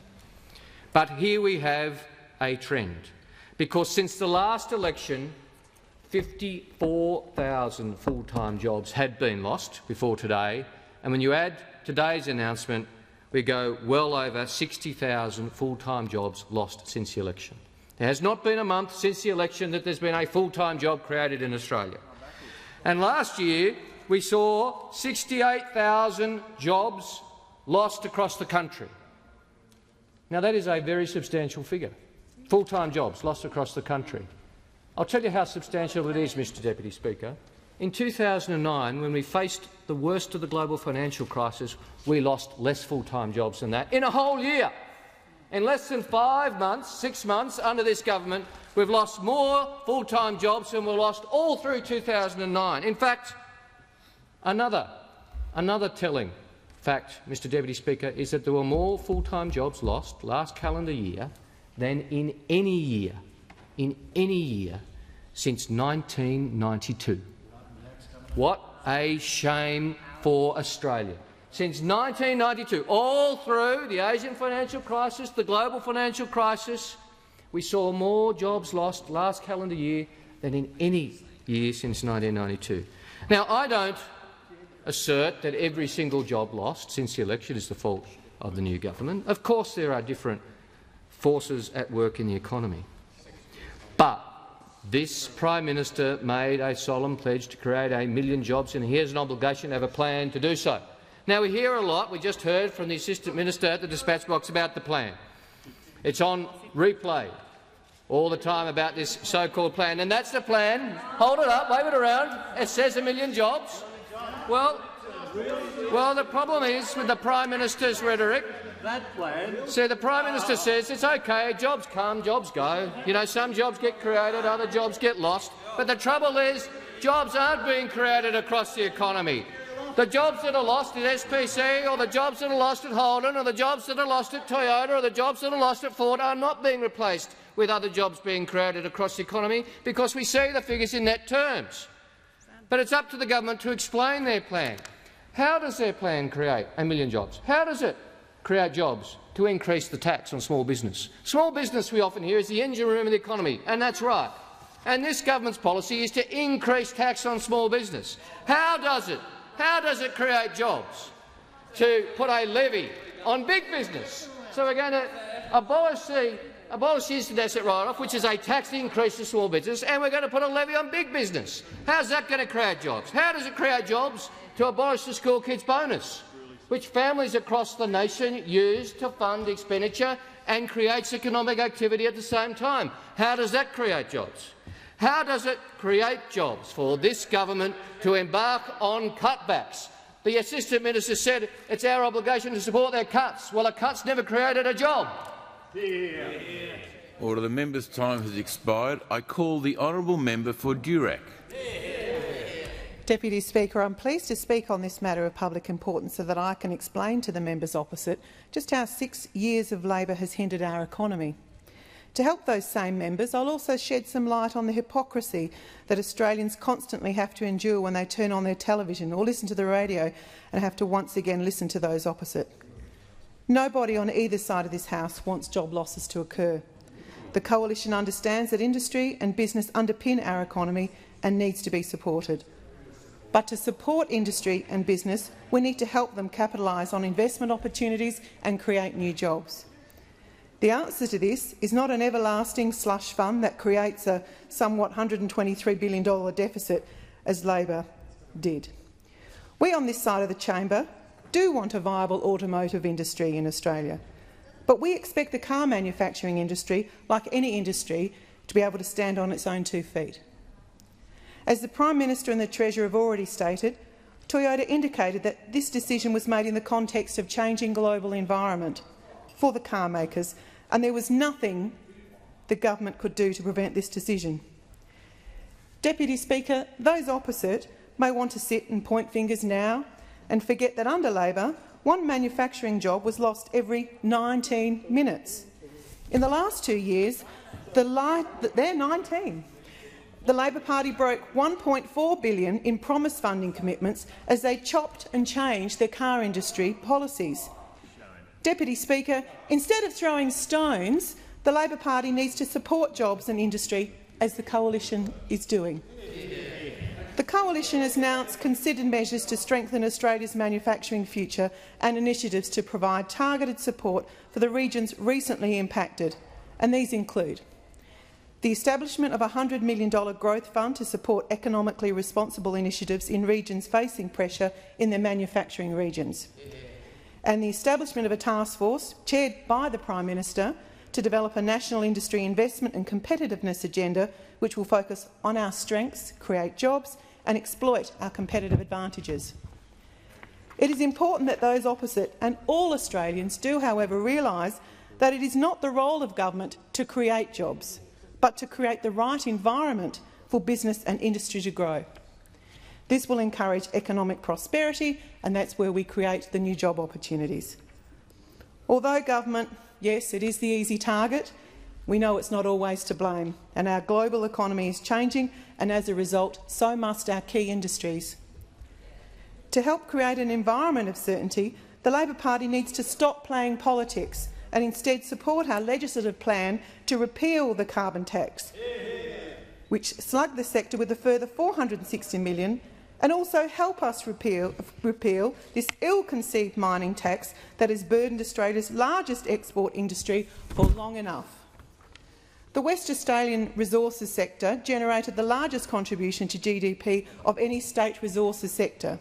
Sorry, I should have said the West Australian resources sector, at 53% of the national resources industry value, an add of $89 billion in 2011-12. A majority of these resources projects are in my electorate of Durack, and in particular in the Pilbara. It is this industry that the opposition needs to support if they truly believe in saving jobs. Members opposite have, however, already shown over the past 6 years that instead they want to put a drain on this industry. discourage investment and make Australia internationally uncompetitive by adding more regulation in an attempted cash grab. Australian business and industry needs to focus on what we are good at so that we can focus once again, increase domestic and international market confidence and confidence in the hip pocket of everyday Australians.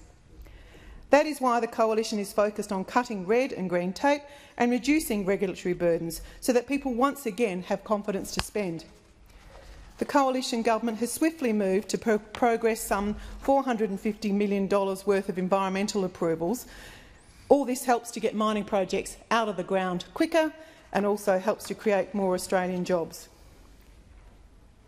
In rural and regional areas, and particularly the area of Durack, our strengths are in developing the resources sector and investing in small business. Small business, as we know, is the backbone of Australia's economy and is ultimately the backbone of Durack's economy.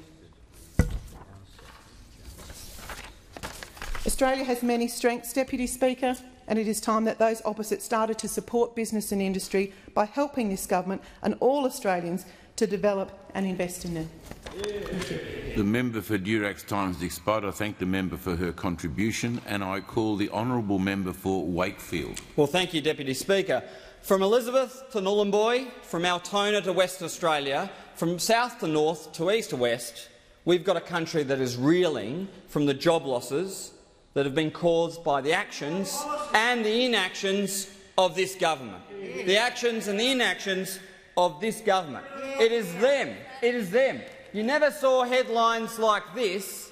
You never saw headlines like this under Labor. The road to recession. You never saw a headline like that during the GFC because we kept jobs growth strong.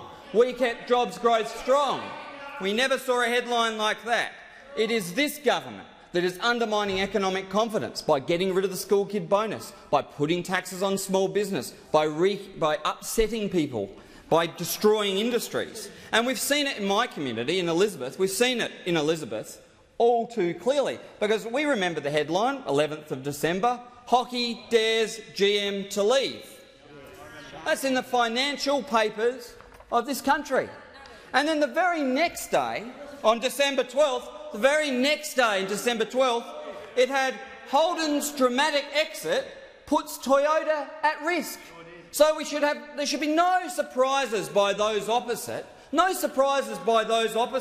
about what happened and about who was responsible, because we know the financial paper of this country, the Financial Review, told us in their headlines who was responsible, who issued the ultimatums, who clicked over the first domino. First Holden's goes, then Toyota goes, then the entire automotive component industry goes. Thousands of jobs right round the country. And we've seen today the Victorian government having to step in and play the role of the national government, having to step in to save SPC, to save a whole economic ecosystem around Shepparton. Not just factory workers, who this lot blame for the currency and for every other economic problem this country has. They blame the workers for.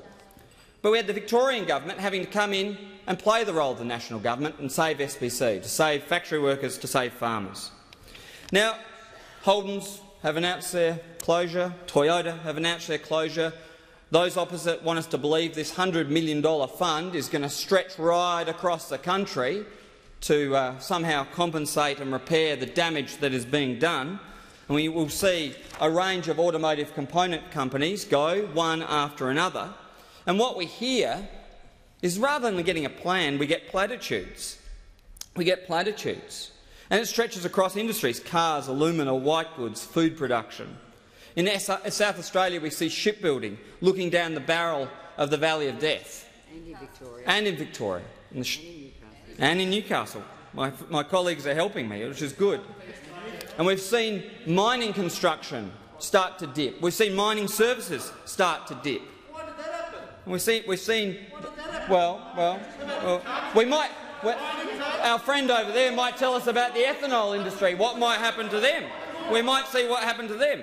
Now, this is a government with no policy on jobs. They've got a figure, but they've got no policy. All they've got is aggression, bullying, lectures, platitude and blame. And when all of that's finished, the Prime Minister comes in here, and has no answers at all. No answers at all.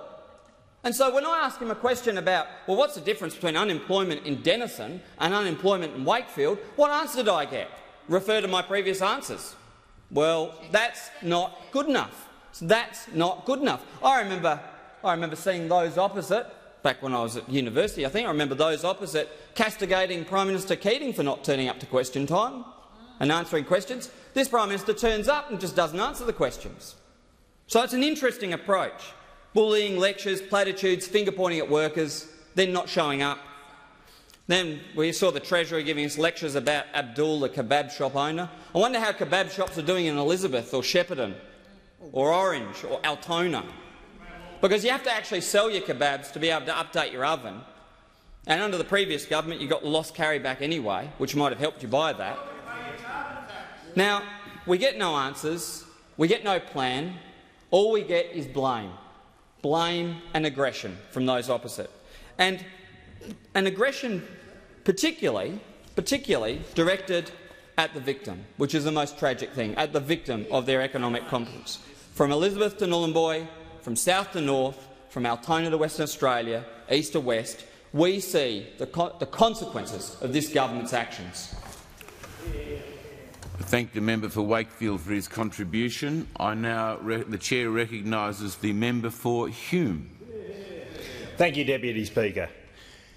This is not a socialist economy, in contrast to what many from the other side of the House might believe. Businesses create jobs, not governments. The Coalition's plan is for 500,000 jobs in the next 5 years and 1 million jobs in the next 10. And we'll do that by supporting the private sector, not by growing the public sector, as the last government did. This means lower taxes, less and better regulation, more spending on infrastructure, less waste and reduced government expenditure to prevent crowding out of the private sector and private businesses. This means a better environment for small businesses, engendering the confidence required to encourage investment and employment. Now, many are asking what sectors are going to provide those jobs. Well, the good news is that we laid out that direction before the last election. I know those on the other side never accepted that because it wasn't a Soviet-style 5-year plan. But we recognised that these jobs would come from building on our strengths, not propping up our weaknesses. We know that job creation will come from fostering fast-growing markets to our north, in agriculture, in mining, in manufacturing innovation, in education, tourism and advanced services. Let me expand on a couple of these opportunities that clearly the member for Wakefield doesn't want to hear about. In my electorate, we see enormous strength in manufacturing innovation. In Cowra, in the western part of my electorate, Brumby Aircrafts is manufacturing highly innovative light aircraft and is starting to export those aircraft into China. Brumby is innovative, smart, leading edge and a wonderful example of what Australia is capable of. But Brumby needs market access, supportive regulation and access to investment. All of these things are things that this government can deliver and the last one couldn't. In contrast to what those opposite obviously believe, we see enormous potential in our traditional strengths of mining, agriculture and energy. There's much discussion about the potential to continue to grow our export markets for food, fibre, minerals and gas, particularly as we release the pressure on the dollar from the profligate government spending that we saw from the last government. Unfortunately, policies from the last government did enormous damage to those sectors, whether it was the mining tax, the shutdown of live exports, the impact of the carbon tax. They were hostile to our traditional strengths. Meanwhile, these markets for food, fibre, energy and minerals are growing at an unprecedented rate. Now, with a wonderful focus on market access driven by our Trade and Investment Minister, I'm confident that our ability to continue to create jobs and prosperities in these sectors is assured. But I want to focus for a moment not just on our commodity exporters, but our service providers in these sectors. Deputy Speaker, the importance of the commodity support sectors is not yet widely understood. I want to quote from a report that I recently co-authored in my work prior to coming to this place, a report called Earth, Fire, Wind and Water. The growth of domestic and export support sectors on the back of the commodity industry boom is an important and untold story in the Australian economy, and it has many, many miles yet to run. Given the right policy, and we're clearly setting those up now, the opportunity for the service cluster may prove to be larger than the underlying commodity sector growth itself. Many of these support services businesses are buried in larger organisations. Many of the faster-growing players in the services sector are still private. Most have come only recently from humble beginnings and have not needed external capital to support their growth, at least until now.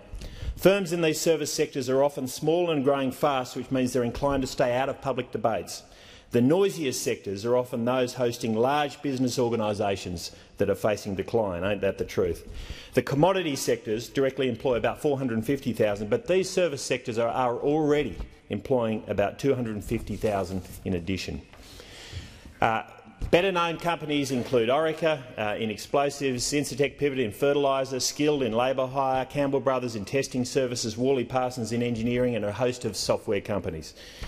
Many are growing faster offshore than onshore and are establishing global positions with Australian employees based on unique capabilities developed in the home market of Australia.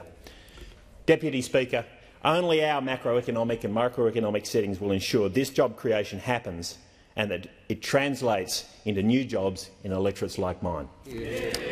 Thank the member for Hume. The member for Hume's time has expired. I call the honourable member for Rankin. Thank you, Deputy Speaker.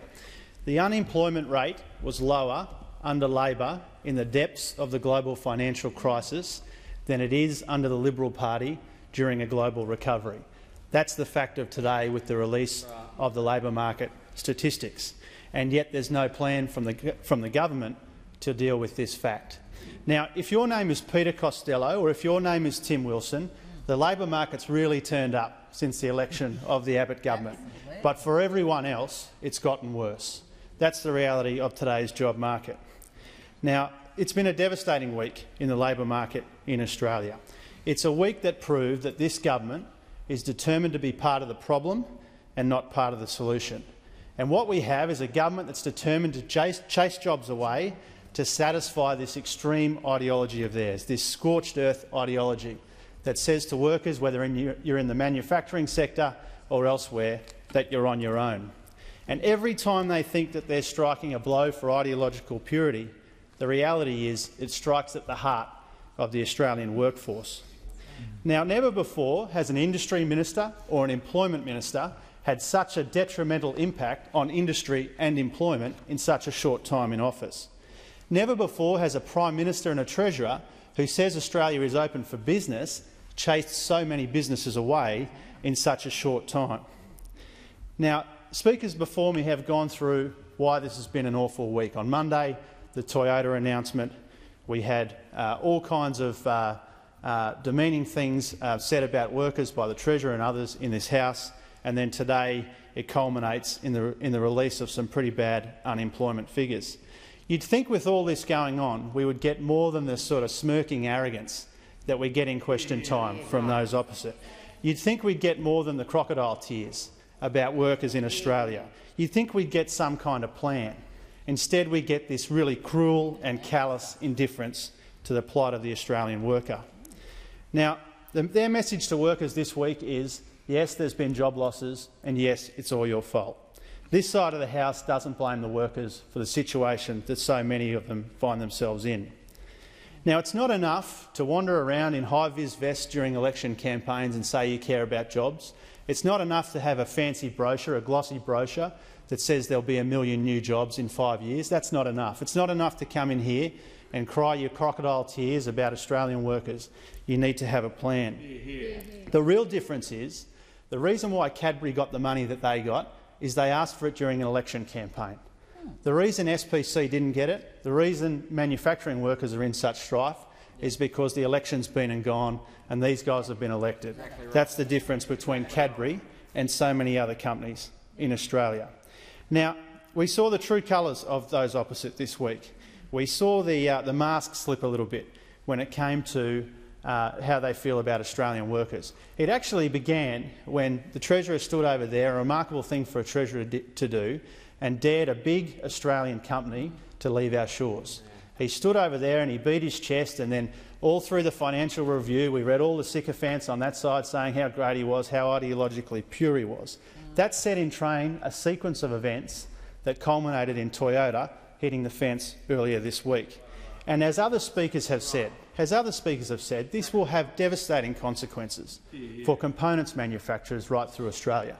It's not well known that there are 7,000 Queenslanders employed in the automotive manufacturing sector. It's important that we recognise the South Australian and Victorian contribution to that industry, but right around Australia there are people making components. In my own electorate there's 508 people employed in this sector, and I know from talking to a lot of them that they are mostly involved in electronic manufacturing for cars. That's something we want them in. That's a good job to be in, helping make electronics for cars. And there's 508 of them, and their jobs are at risk. And it would be cold comfort for them to hear what I thought was probably the low point of the week, which is the Industry Minister come in here and say, oh, it's not a catastrophe. Well, it is a catastrophe when people lose their jobs, when they have to explain to their families that they're not going to have a job, that it's going to be hard to find a new one. Not everyone gets re-employed immediately or even at all. That is a catastrophe for a lot of people. And if you go to my electorate, right through the industrial part of my electorate, the Industry Minister should go to them and say that it's not a catastrophe. Now, the biggest difference between our side and that side is our approach to jobs. Nearly 1 million created during a global financial crisis, more than 63,000 already lost by those opposite in just 5 months. Order. I call the member for Capricornia. Mr Deputy Speaker, nobody likes to hear about someone losing their job. Nobody likes getting the type of news from their bosses. The opposition has been barking loudly about job Victoria.